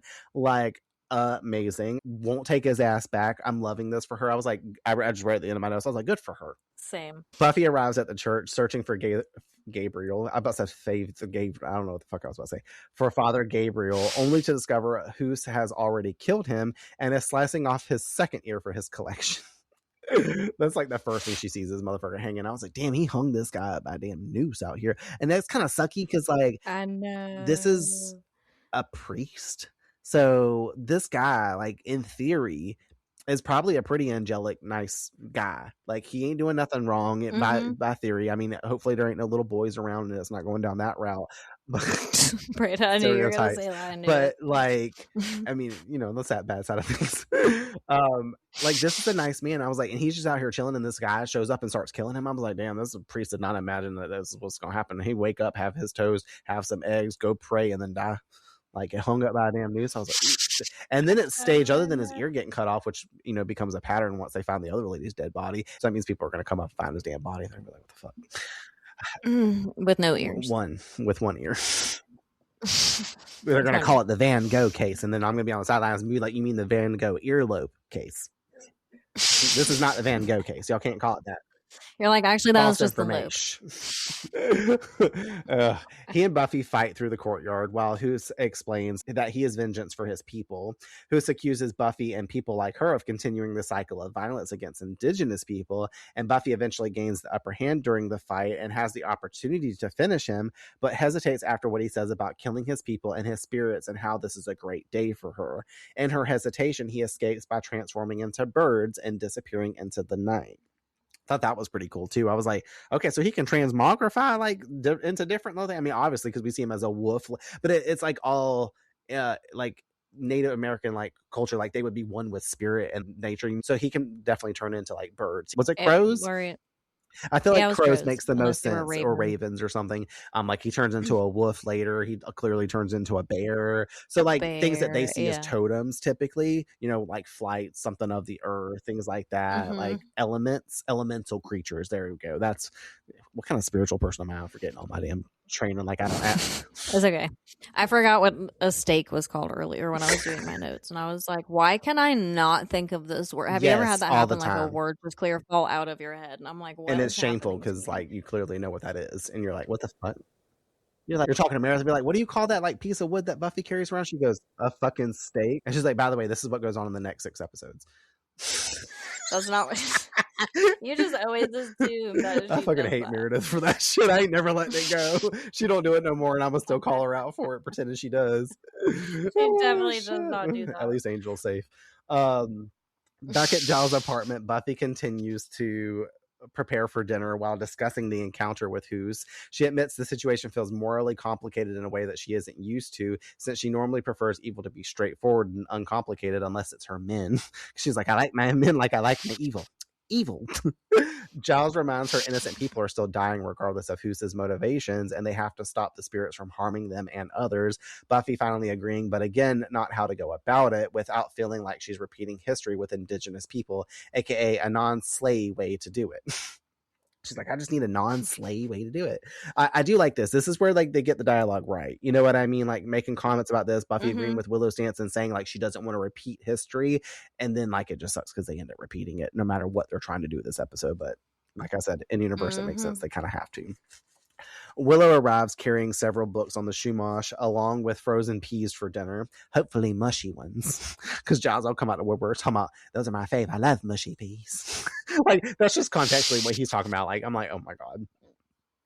She begins explaining in detail what happened historically to the Chumash people during the mission period, including imprisonment, forced slavery, disease, and executions like hanging. And guess what they brought back to prove they killed the peeps?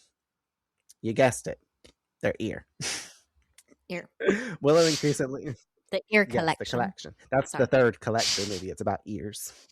And Hus is the main star and his Native American friends. You ever watch them collection movies? Like The Collector and The Collection? With the guy with the mask that like goes in the house and like takes people and puts them in a box or whatever. Sets and rigs up the house. That's fucking, that movie's freaky as shit. I like that scene in the second one when he's in the club and he lowers the fucking like grate thing and it runs across all the people in the fucking dance floor and like chops them all up and shit. I'm like, now when the fuck did he go in here and set up all this shit? Like, I listened to a podcast covering that episode not that long ago, and then motherfuckers was like, how did he get up in here by the time that then people supposedly left their house on this trip, and had all of like 3 hours before the guy got there that ends up getting locked in the house and like helping all the people try to escape and shit like that? How did he set up all these rigs and things like that? This guy must be like, I can't get in that. That reminds me. Have you watched Sinister before? Yes. That reminds me of that part where those people are getting like lawn mowed over. Shit. Or hanging Sinister? from the tree, like, oh my god, getting set on fire in the car, getting fucking pulled into the swimming pool while they're strapped to chairs and shit like that. Like, I'd rather be burned. That's the only one out of all the movies. I'd rather be ran over with a fucking lawnmower instead of pulled into a pool and being able to drown, like being tied up and shit. Nope. That movie's fucked up. I know, you're not that second wrong. one's stupid though. Willow increasingly sympathizes with 𝐸₂s and argues maybe they should be trying to help him instead of immediately killing him. Giles pushes back again, arguing 𝐸₂s is murdering innocent people and needs to be stopped before more die. Are you sure we shouldn't be helping him? No, I think perhaps we won't help the angry spirit with his rampant pillage and murder. Well, okay, no, but we should be helping him redress his wrongs, bring the atrocities to light. Well, if the history books are full of them, I'd say they already are. Or giving his land back. It's not exactly ours to give. I don't think you want to help. I think you just want to slay the demon, then go la la la. And I think your sympathy for his plight has blinded you to certain urgent facts. We have to stop this thing. Okay, unfeeling guy. Oh, Willow, that's not fair. I have to baste. Fair discussion on both parts, but the discussion gradually turns into a much larger argument about guilt, justice, and responsibility between Giles and Willow. I like Willow when she's like, you just want to like slay the bad guy and be like, la la la, like, Willow, the way she says stuff when she's trying to be expressive, when she cares about something, gets passionate about it, the way that she just uses her dialogue, like naturally, obviously it's written for her, but it's just so Willow. Throughout all of this, Buffy retreats into the kitchen and continues dinner preparation as a distraction from the larger emotional and moral tension happening around her, while outside the apartment, a coyote watches through the window, while inside, Giles and Willow simmer down and quietly realize they both separately seen Angel and spoken to him. I like that whole thing. She's like, Angel, and like whispers his name and shit. I'm like, bitch, like you better hope Buffy ain't got Slayer hearing, because she's right there in the kitchen. But Buffy don't give a fuck. Buffy's over there trying to like worry about dinner and shit like that. She ain't got no time to be paying attention. She's trying to figure out how to not make mushy peas. Like, I don't remember if this is when she's doing it or not. Is this like the scene whenever Buffy's like with the mixing bowl, whipping the cream or doing whatever, and they're fucking talking? I think this might be it. It might be later or something. But she's like trying to talk. She's like, I need to baste. Like, goes back to the kitchen. She's like, I can't be a part of this conversation. I have to cook. But also, like, no one pays attention and no one gives her kudos for that. Buffy's out here the one cooking all this damn food. Giles is the host. Everybody else is just supposed to show up. Buffy got a lot on her plate being a Slayer and being a fucking chef. The fuck? I mean, I trust it, though. Capricorn. A knock at the door interrupts the conversation as Anya and an increasingly sick Xander arrive. We say increasing because it's just getting worse, apparently, because he looks way worse than he looked this morning when we saw his ass. Giles noticing too, as soon as he opens the door, Giles goes, "You look like death." and then Buffy goes right past how Xander looks, the fact that he's like limping and holding on to fucking Anya, and goes, "You didn't bring rolls?" Buffy, we need to calm down with the fucking, like, we don't need to be worried about this. Buffy, we know that this dinner is so important. Like, she's pissed off about the rolls. She's over here bitching at Willow because she's like, I said regular, like, real peas, like from the produce department. Like, what the fuck? She's like, all I had time for it. She's like, I was trying to research. All I could get was frozen. And then that's when the whole dialogue starts about, like, the fucking, they're gonna be mushy. I like mushy peas. Just, like, Buffy, seriously though, girl, you need to crank it back a little bit. We need to handle this, and then you can handle dinner. This quickly clips us over to the cultural center as 𝐸₂ is seen smashing through artifacts, collecting weapons, and building artillery in a faith type fashion. I say that because he's over here smashing the damn things, talking about want, take, have. Like, I was like, oh shit, I've seen this before. I was like, are you friends with Faith? Back at Giles, they discuss how doctors couldn't figure out what was wrong with Xander. He's like, I'm an anomaly at this point. Willow's research reveals the diseases devastating the Chumash population included malaria, smallpox, and syphilis, which horrifies Xander once he realizes his symptoms seem connected to all three, aka after Anya fucking points it out. She's like, she just starts saying all this bad shit like that she should not be saying. Syphilis. It'll make you blind and insane, but it won't kill you. The smallpox will. Oh, God. Oh, you're gonna get vesicles and pustules. They have pictures. Good news is, though, this should all go away once the mystical issue is over, which, makes sense, obviously. The group continues debating how to handle ⁉, while Willow argues they shouldn't immediately resort to violence again, while Xander strongly disagrees, insisting vengeance demons and spirits need to be stopped before they hurt more people. Anya then comments that sometimes vengeance is justified, taking offense for obvious reasons also, because she's like, I never knew you felt that way. And he's like, oh God. He's like, what have I done? Because like he's like vengeance demons suck. It's a vengeance demon. And she's like looking at him, she's like, bitch, do you not realize what the fuck I was for over 1,000 years? Which obviously adds a whole nother layer to the fucking argument, and they start going off on a tangent between each other. Buffy continues trying to keep everyone calm while she's obsessing over making Thanksgiving dinner perfect despite everything happening around them, noting they are going to have both stop the evil and have this dinner. Another knock then comes at the door, and Buffy opens it to reveal Spike standing outside under his blanket, and he's like smoking in the fucking sunlight and begging for help. This was so funny. Buffy and Giles initially refused to invite him in until Spike explains, the initiative implanted him with something in his head, and that physically prevents him from biting humans or harming humans anymore in general. And I like, he goes, Willow, tell him. And she stands up and she goes, you said you were going to kill me and then you were going to kill Buffy. He's like, okay, after that. And she's like, oh yeah, he can't hurt people. He couldn't bite me. He had trouble performing. He's like, see? It's like, what the fuck? He offers information about the initiative in exchange for their help and protection. He's like, what do you guys have to be afraid of anyway?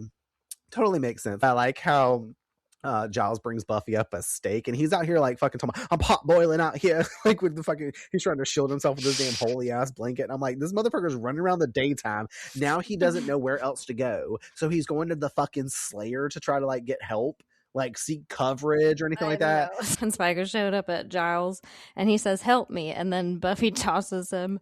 And he's like, what part of help me don't you understand? And she said, the part where I help you. And then that's where Giles, I think, brings her up the steak and stuff like that. She makes some kind of other comment too.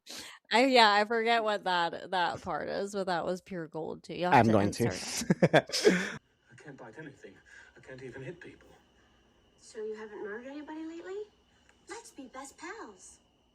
Elsewhere, what they have to be afraid of, because it kind of little transition here, they have to be afraid of who's performing a ritual, summoning additional warrior spirits to fight alongside him, which was kind of scary. I was like, oh, there's like 6 of them. Okay, cool.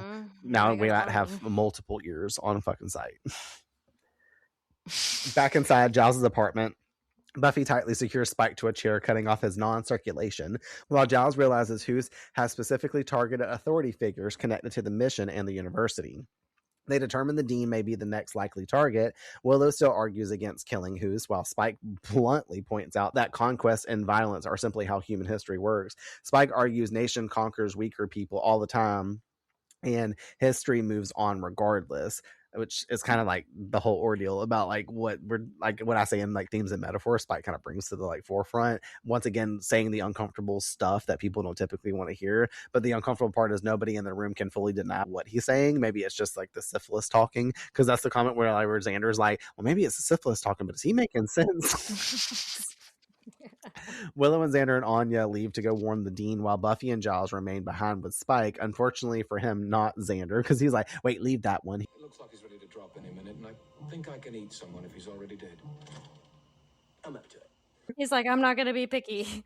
Honestly, most of the stuff that I found I laughed at the absolute most was the shit that Spike was saying once he came into the scene. 100%. If people didn't love Spike before, you gotta love him by this point. Like, honestly, this is what makes me love season 4 Spike, because of this type of bullshit. Buffy calls out to hurry as they exit because dinner's in an hour. We then fade to sunset as Buffy sets the table, and Spike complains about becoming an unliving skeleton, not having food, saying that that's what happens to vampires, stuff like that, when they don't have blood, and begging for blood, which will come in gravy form apparently, and Buffy threatens to gag him so he will shut the fuck up during her dinner. She's like, are we gonna have to like stuff your face like I'm doing the stuffing, because I ain't got no time to be trying to have my nice ass dinner and you're over here in the background talking. She's like, we're going to put you outside after night so that way we can't hear you at all. You can just sit outside. Thanks. Which she tries to confirm is going to be a nice, quiet, civilized... ... Nope. Because a fucking arrow flies through the apartment window. And then they're like, oh shit. Buffy and Giles dive for cover while Spike remains tied helplessly to the chair directly in line of fire, collecting arrows in his body in the process. That stake goes in and it sails right next to his chest, like it's so close to his heart, and he's like, hey, watch the heart. Because it's fucking wooden arrows. But also it's kind of fucked up because this is the part where Buffy calls up to the window. She's like, hey, you, we're sorry, like, blah, blah, blah. And she makes a comment. She's like, you can have casinos now. Like, what the fuck? That is not how you diffuse the situation, so Buffy. I'm like, I'm pretty sure that's when she says it. I was like, oh my God. These writers are all over the place. They're going to put this type of dialogue in here, but yet they're trying to tell this one story, but also doing this one. It's like a big slap you in the face. Like, I'm just like, what are you guys trying to pull off here? Outside, Willow, Xander, and Anya run into Angel on campus at the college. Angel getting irritated. Everyone thinks he's evil because that's the first thing Xander says, like Willow did. He's like, you're evil. And he's like, I'm not fucking evil. Why does everybody keep thinking that? Which kind of leads me to wonder if they thought that, and also Giles. Because if they thought that, like, what if Giles, like, when he showed up, do you think, like, I mean, Giles is really smart, so I don't think he thought this, but, like, I was just, like, kind of thinking, why is it funny, like, to be like, Giles be like, are you evil? And he's like, no. And it starts there because he's like, why is everyone? It wasn't just Willow. You know what I mean? Because he says everyone. He doesn't say, why are people thinking that? He's like, why does everyone think that? I'm like, Giles must have said it too. Also, like, I guess it's because he's kind of lurking. He's popping out from nowhere. He's not just walking up and being like, hey guys, like, he's just like there. So they're like, oh shit. Like, I don't know. It doesn't make sense to me, but it's just like kind of funny for the bit. But also clearly Anya thinks in this scene that he's hot because like, she's like, so this is Angel. We ain't seen Anya on the screen that much, but apparently she knows who the fuck Angel is. Mm-hmm. She's like, you're infamous. I'm like, didn't you see him at prom with Buffy? She sure was. She was over there gaggling and talking about damn all the past vengeance that she reached with damn Xander every 2 seconds. They quickly realize who isn't targeting leaders politically, though, but rather the strongest warrior in the group, meaning Buffy herself is the real target, and they rush to her aid while Angel calls to inform them. I thought that was an interesting realization. Like, every time it comes to that, like Buffy is the next target because they want to, like, tackle the strongest warrior. But also, it's kind of a compliment that they're seeing Buffy as the fucking, like, thing, but also Buffy kind of exposed herself. They wouldn't have known who the strongest, like, target was to go for next. You know what I mean? Had Buffy have not gotten to combat with him. Back inside Giles' apartment, he gets the call informing them what they are already clearly aware of, like, because the issue is at hand. Like, I like his, like, on the phone, he's like, yeah, we're very well aware of that. Like, shit, like fucking arrows, you just hear fucking darts going through them, like whisping sounds and like smashing glass and all this other shit. I'm like, oh my God.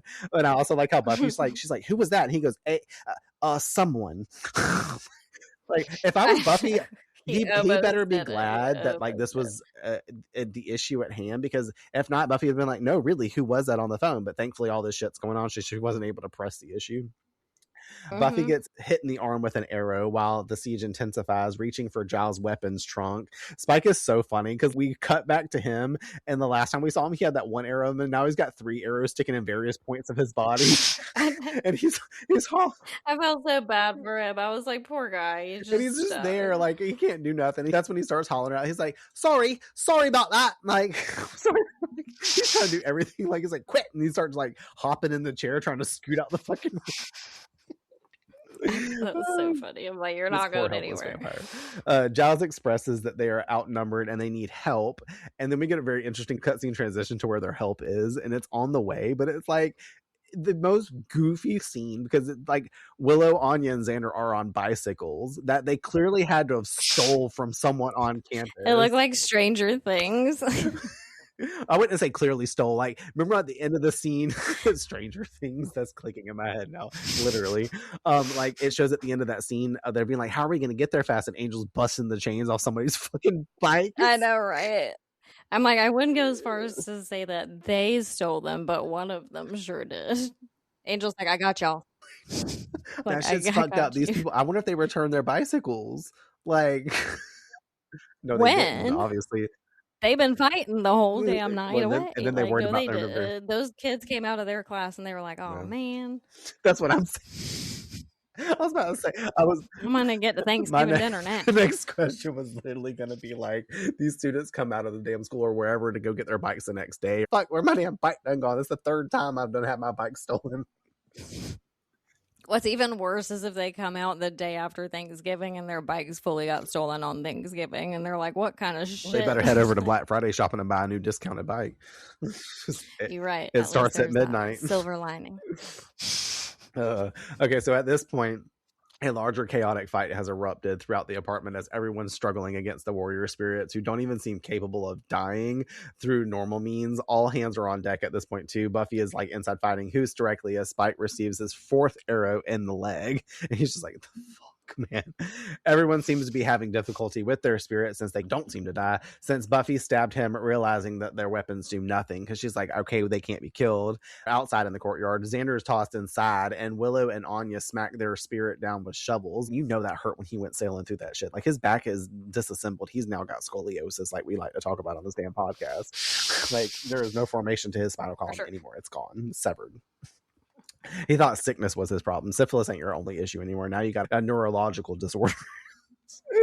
And then it's funny, like, I didn't really know how to say that next part, but I should have said that within the thing. It's funny, like, I mean, it's not funny because of who they're smacking, but I think it's funny because, like, Willow and Anya are just out there, like, one's hitting with the shovel and the next one's following right back up, and they're just like, pop, pop, pop, pop, pop, pop. I think it's Willow screaming, she's like, why won't they die? Like, very interesting though, because in that moment though, Angel runs up and snaps the neck of the guy that they're fighting. He's a spirit though, shouldn't he be fine? I don't really get it. Like, maybe that just put him down for a second because he's like, I don't really get it, like, what's going on there. Also, how are these spirits corporeal? Like, if they're like ghosts, like, are they just able to reanimate? Like, I really don't know what's going on there.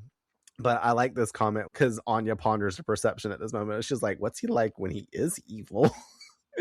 Because she is very clearly turned on by him, because you see the way she looks at him when she's like, oh, so this is Angel, and then now she's talking about like what's he like when he is evil, and like the way her eyes and the like the way it comes out of her mouth, she's just like can I watch him?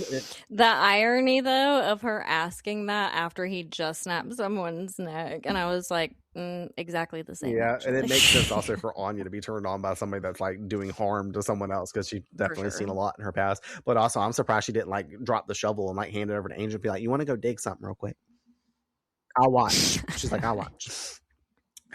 So Buffy realizes the spirits can be hurt by their own weapons after cutting Hoos with his blade. You know, after Giles is being beat senseless against the fucking wall. I know, I felt so bad for him. I was like, and like you just clip over to him too, and Giles is just like, bam, bam, bam, and like the way that Anthony Stewart Head did his face as he's getting smacked.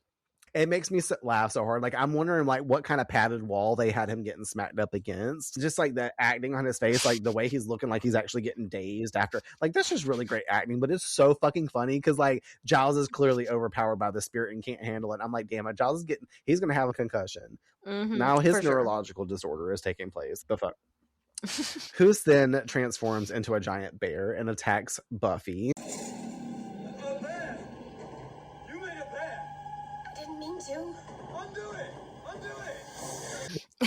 Xander distracts the bear by wasting Buffy's dinner rolls, and we know for sure that she's gonna make a comment about that shit later. She'll be like, where are my rolls at, Xander? They're like, well, aren't we supposed to have bread? And then she just looks at Xander. Buffy does manage though to stab him with the Chumash knife, finally destroying Hoos and causing the warrior spirits to disappear away in their green mist. Outside the apartment, Angel watches Buffy through the window one last time before slipping away without letting her see him, and she looks in that direction, just missing him. I thought that was interesting. Like, she looks out the window, like, I'm like, bitch, you didn't sense him out there and see him out there. How does she not? I know there was a lot going on, but like, how are you not looking out there to see if your friends are taken care of? But because of the cue of the music and stuff like that, like it does kind of like make me feel sad for Angel, because like you can feel that longing that he has in that moment of looking in at her. He's just seeing her there. He knows the threat that he's there to protect her from is over now. The spirits are gone, so like it's whatever, but he just has this like quiet moment to himself. This man is so strong, like in his will. Honestly, I was like, he's come a long way, because back in the day he'd be like, we can't see each other, and then next day him and Buffy are talking again, or like Buffy'd be like, I can't see you, I'm dating Scott Hope, and then the next day she's talking to Angel again. You know what I mean? Like, it's all this back and forth. but he's actually holding himself to the standards that he's set for himself because he knows everything we talked about earlier. But it just ends up still kind of being devastating to me when you really think about it. The fact that he cares about this girl so much and he just can't go in there and say hey to her or anything like that is just going to stir up some fucking bullshit. The episode ends with the entire group exhausted, but finally sitting down together for Thanksgiving dinner. Willow reflects quickly on how quickly fear and survival instinct took her over earlier, despite everything that she believed intellectually. Giles compliments Buffy both on the battle and successfully pulling together Thanksgiving dinner under impossible circumstances. Buffy admits it wasn't exactly the perfect Thanksgiving that she imagined, but everyone still made it through together. Spike remains tied to the chair at the table, still complaining about being fed. Willow comments that despite everything, the evening felt a little like old times, with everyone working together again. Xander casually agrees before accidentally blurting out, especially since Angel was there and all. Buffy's face grows in shock. Everybody slowly turns to look at her as we fade to black, and here endeth the episode.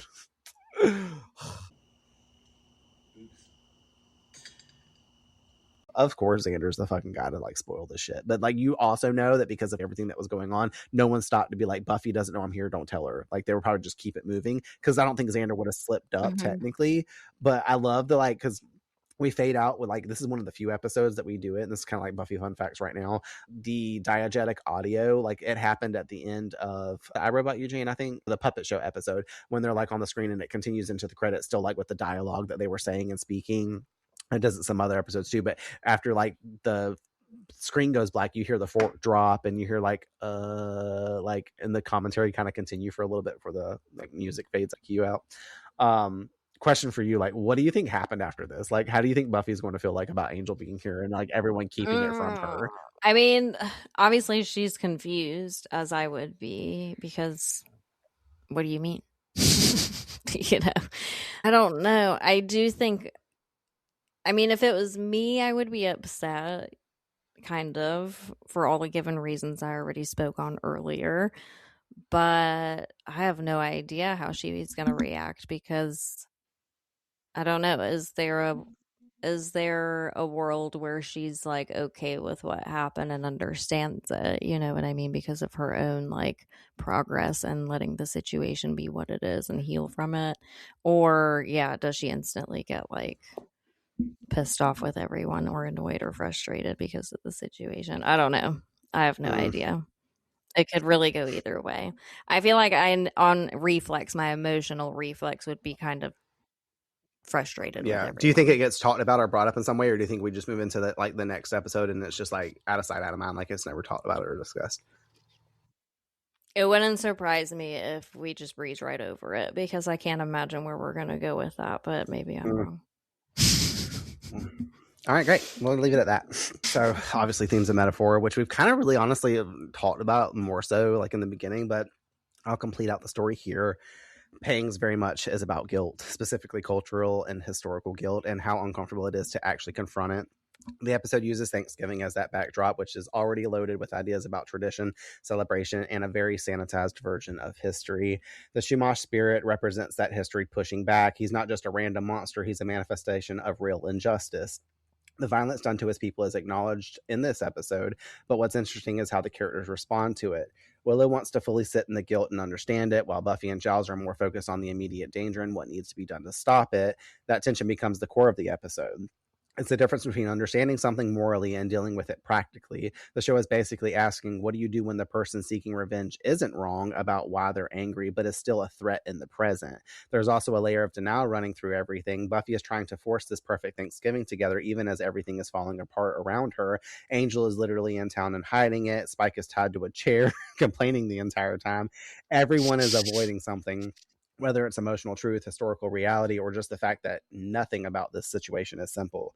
There's no clean resolution to the moral question. The spirit is stopped, but the history doesn't go away. The discomfort doesn't go away. Instead, everyone just sits down to dinner anyway, which kind of says it all. Sometimes people acknowledge the truth and then still choose to carry on like normal. And that's kind of the sentence that I wanted to like say in the beginning, but I had to seal it off here. Like, that's the sucky part. Most people turn a blind eye to stuff, or they like witness whenever some kind of something just unfair is going on, you know, like think of all kinds of different things. You know what I mean? There's literally a slew of them for years and years and years in the past. And it still, as we said, continues to happen, and people will still look the other way. But thankfully, a lot more people Yeah. don't look the other way anymore. So the scales, hopefully, in that Yes. way, will tip one day. And there still needs to be some harmony and balance within it. But hopefully, like, some injustice starts to become justified. Agreed. What needs to be justified now is Buffy fun facts.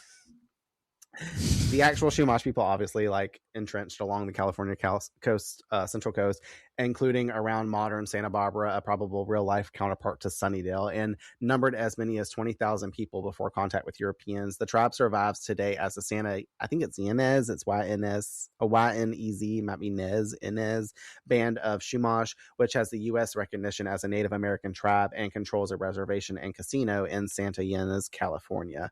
How do you say that? Like, apparently that's a place in California. I don't know. Damn, we don't know. We know, man. Here we go what was again. the last episode? Was it Montecito? Yeah, we're like, is that in Literally, Mexico? no.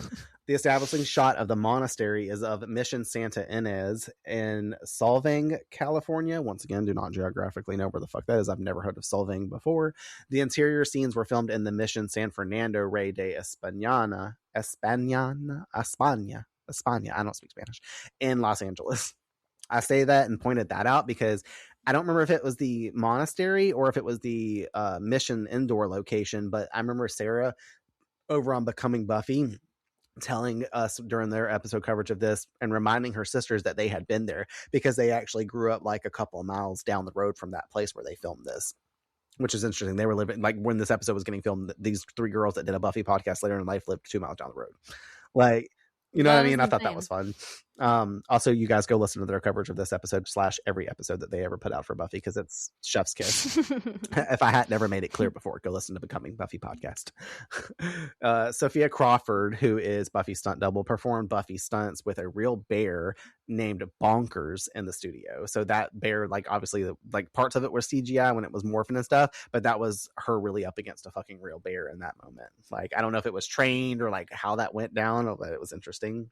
I mentioned that diegetic audio that continues into the scene after it goes to black. That episode's that I was trying to remember it happened. It was I Robot You Jane, which they said that, but it also happens at the puppet show. It happens in Lie to Me whenever Buffy calls Giles a liar after he's like, everybody makes it out and it's a happy ending, and she's like, liar. In Homecoming, it happens whenever Cordelia and her are walking off screen and talking about this is bullshit, and you can still hear the 2 girls that won the crown instead, like, getting awarded and shit like that. And then it also happened in Helpless. Happens in future episodes too, but I couldn't name those ones out. Some people like to know this information, so whatever. Here we are. My last one, though, is Spike mentions Julius Caesar and parodies his quote, "I came, I saw, I conquered," when he was like, I came, I saw, I felt really bad about it.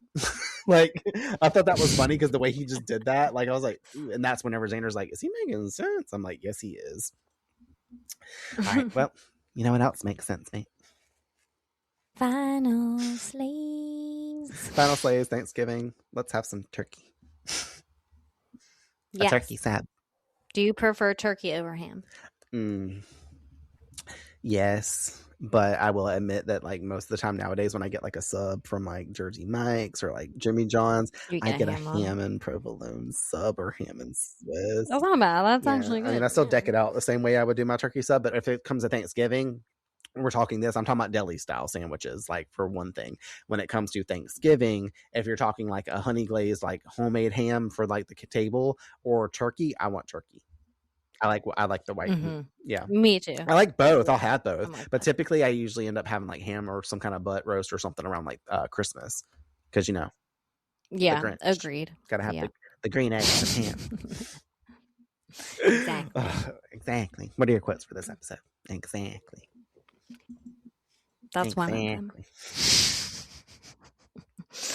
My first one was Buffy in the beginning when she said, and they say one person can't make a difference. Harmony when Spike was talking about the steak in the bed, and he's like, do you know how dangerous that is? And she responds and says, let's find out. And then Giles when they're trying to find a resolution, a non-slayer way to handle things. And Giles is like, let's give him some land. Sure, that'll clear everything right up. I was like, oh. Yes, that was another comment that I did not write down. That's just as bad as like, you can have casinos now. Oh my God. The fuck, man. Like, exactly. Yes, Buffy, we get it. They have a lot of them own casinos now. They making their money. They got it. Like, but at the same time, we don't comment on things like that. Like, the fuck. I feel like there were so many. Like I realized I was about to write down 400 of them, like basically the whole script. I did have to stop That's what at I'm one saying. point. Like I was like, oh my god, it was too many to choose from because it was like 100. But these are the ones that like I got for this time around. Anya, whenever she's like, I want to see Xander dig. He's and then the lady comes out and she goes, she's not rippling at all. Like I didn't come to watch her dig. And then after he starts digging, she gets hot for him and goes, I'm imagining having sex with him again. And Buffy goes, wow, imaginary Xander is quite the machine. Not the whole dialogue. It was like, and the fact that Anya just says stuff like it just like kind of like Cordelia would. She has no social cues. Yeah. My other one was Willow when she's like, maybe they took the ear for magic. There's some good spells that work well with an ear in the mix. And Buffy goes, that's one little fun hobby you got there, Will. I was like, oh shit, called out. Hoos whenever he's like, you can't stop me, and Buffy's like, you're very wrong about that. That almost made it to my Slade moment, but I was like, nope. I was like, you're just a slayer now. Like, you remember back in the day, Buffy was so not confident with her abilities, but kind of confident. But now she just like, she literally just looked at him and she's like, okay. She said, exactly. She's like, yeah, I guess again. Love it. I have two more. Giles, whenever he's like talking to Willow and he goes, we need to keep a level head about this. And Willow goes, and I happen to think mine is the level head and yours is the type heads would roll off of. Like his shoulders. And then my last one, Anya, after Angel snapped the warrior's neck, and then was like, what's he like when he is evil? Just because, duh. Who'd you put for Shining Slayer? Clearly Buffy. Oh, okay. There was no other one for me. I almost gave it to Giles just because like I felt like he really kind of delivered, even though I didn't agree with Angel's standpoint. He did well at like placing himself in the middle and not getting wrapped up in like being more favorable to one side or the other kind of thing. So anyway, but yeah, overall it went to Buffy because she's the one who figured out that the weapons only work on themselves, basically. So I guess I gave it to everyone because they all teamed up to stop the threat in the end. Like literally everyone, like they all brought this motherfucker from another TV show over to this one again. So I'm like, okay, I'm giving it to everyone because like Shining Slayer and Thanksgiving is all about what we're thankful for. Am I right? So you know, we gotta be thankful for everyone. Yeah. It's a team effort around here. And also, like, just in general, the backtrack off yours, I got to give it to Buffy because she pulled off fucking Thanksgiving dinner and she was doing everything. This bitch cooked all herself. That is a chore. If you've ever hosted Thanksgiving dinner and you're like I have. Most people bring a little something. The only person that brought something was fucking Willow bringing the damn peas and shit like that. Like Anya at least was helping a little bit because she like was like, I love how she's like having that conversation with Willow and Giles, I believe, and then like Anya comes over and walks over to her after she goes and gets the brandy, and she's like, quarter cup of thing and let it simmer, and then she goes right back to talking. Like, I guess I'll put that in my quotes too. Either way, what did you choose for Weekly Wiggins? What's Wiggin? Oh. Xander. Oh, duh. I already knew this. I asked you like you did that the other episode too. Like, I don't remember if it was Buffy or Angel. I think it was actually Buffy because it was Wild at Heart. You were like, I'm going to go ahead and say at the beginning of this episode, just clear it for Ruka is my Weekly Wigs. I put that in the sound clip for our Instagram post too. So it's funny. Mine was simply mushy peas. I like peas in general, whether they're mushy or not. But it's just the fact that I was like, I like mushy peas. I'm like, ooh, like the fuck, like. It's the only thing that's typically wrong kind of mushy, especially if you're heating them up from like a can. Like the only time you're going to get like crisp, nice, like, you know, crunch to them is if you like cook them for a second, then ice bath them bitches. Like you're having them in like some salad, like a cold salad, you know, like pasta salad or something like that, tossed in something. They're not mushy then. Yeah. What slayed for you this episode? Harmony, not being manipulated by Spike. There were so many like moments that you probably could have chose from like Slade, but to me that stood out too. Mostly her whipping out the steak, talking about I'm powerful and I'm beautiful and I don't need you to complete me. And you're mean. I love her. And then she doubles down. She's like, "Get out!" I'm like, "Dang, Harmony." Slayer at predictions. We're gonna predict some things. Just this one thing. We already predicted some other things. The next episode is what it is, and the next episode is entitled Something Blue. Somebody getting married. What? Who? No one's engaged.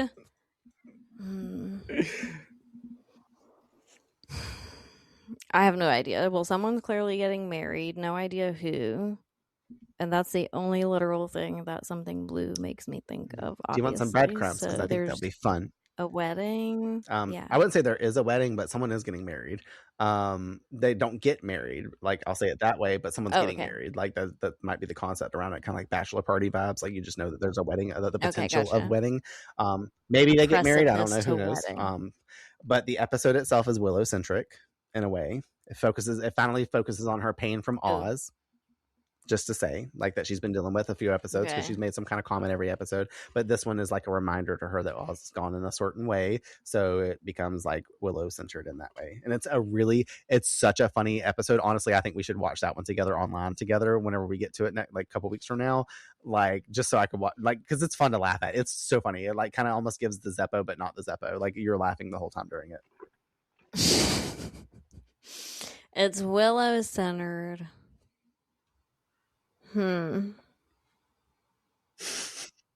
Is there magic involved? Yeah. Or like witchcraft, I should say. Is. Okay.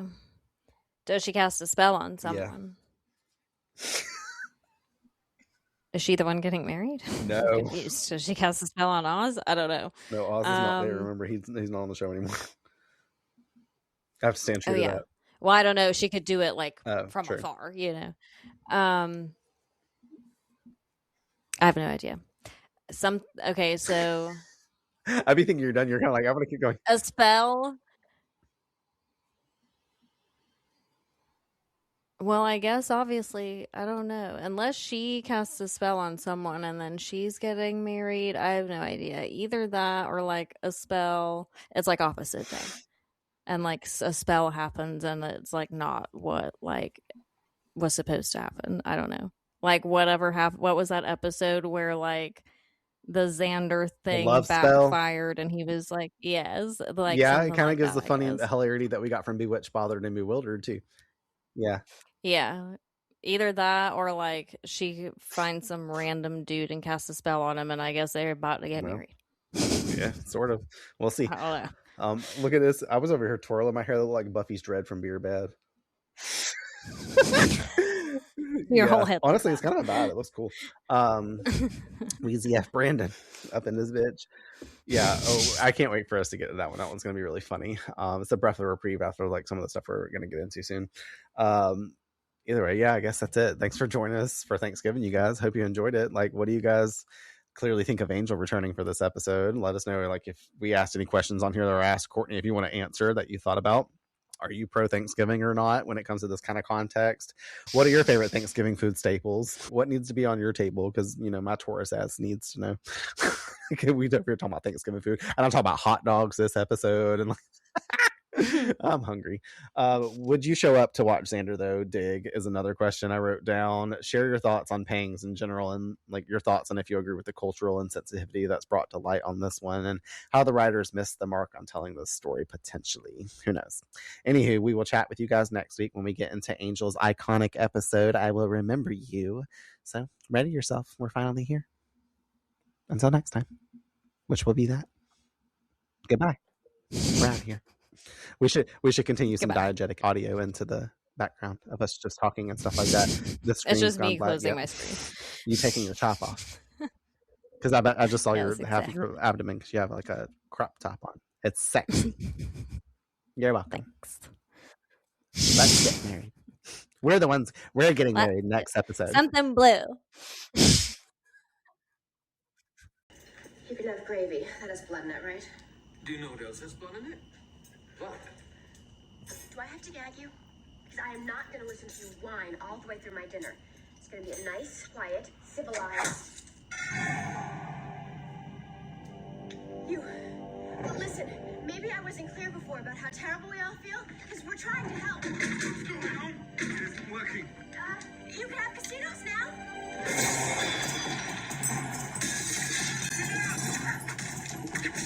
What about me? You gonna leave me like that? Hey, lost the heart. Well, that was a waste of time. I think he thought we were crazy. Maybe if Anya hadn't opened the conversation with everybody got both ears. He likes his wife. She gave me pie. So what do we do now? Well, we could stay here and stand watch, or I just... Willow. Angel? So this is Angel. He's large and flowery, isn't he? He's evil again. I'm not evil again. Why does everyone think that? Angel's here to protect Buffy. I haven't been evil for a long time. Thanks for tuning in to this episode of Buffy on Revamped. Remember to join us next week for a new episode release as we continue our journey through Sunnydale along with our Scoobies.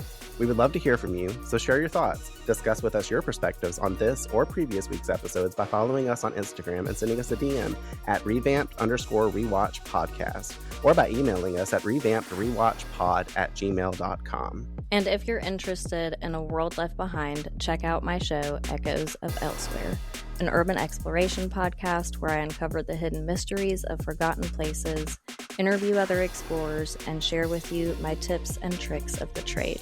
Subscribe and listen wherever you get your podcasts. Until next time, the Earth is definitely doomed.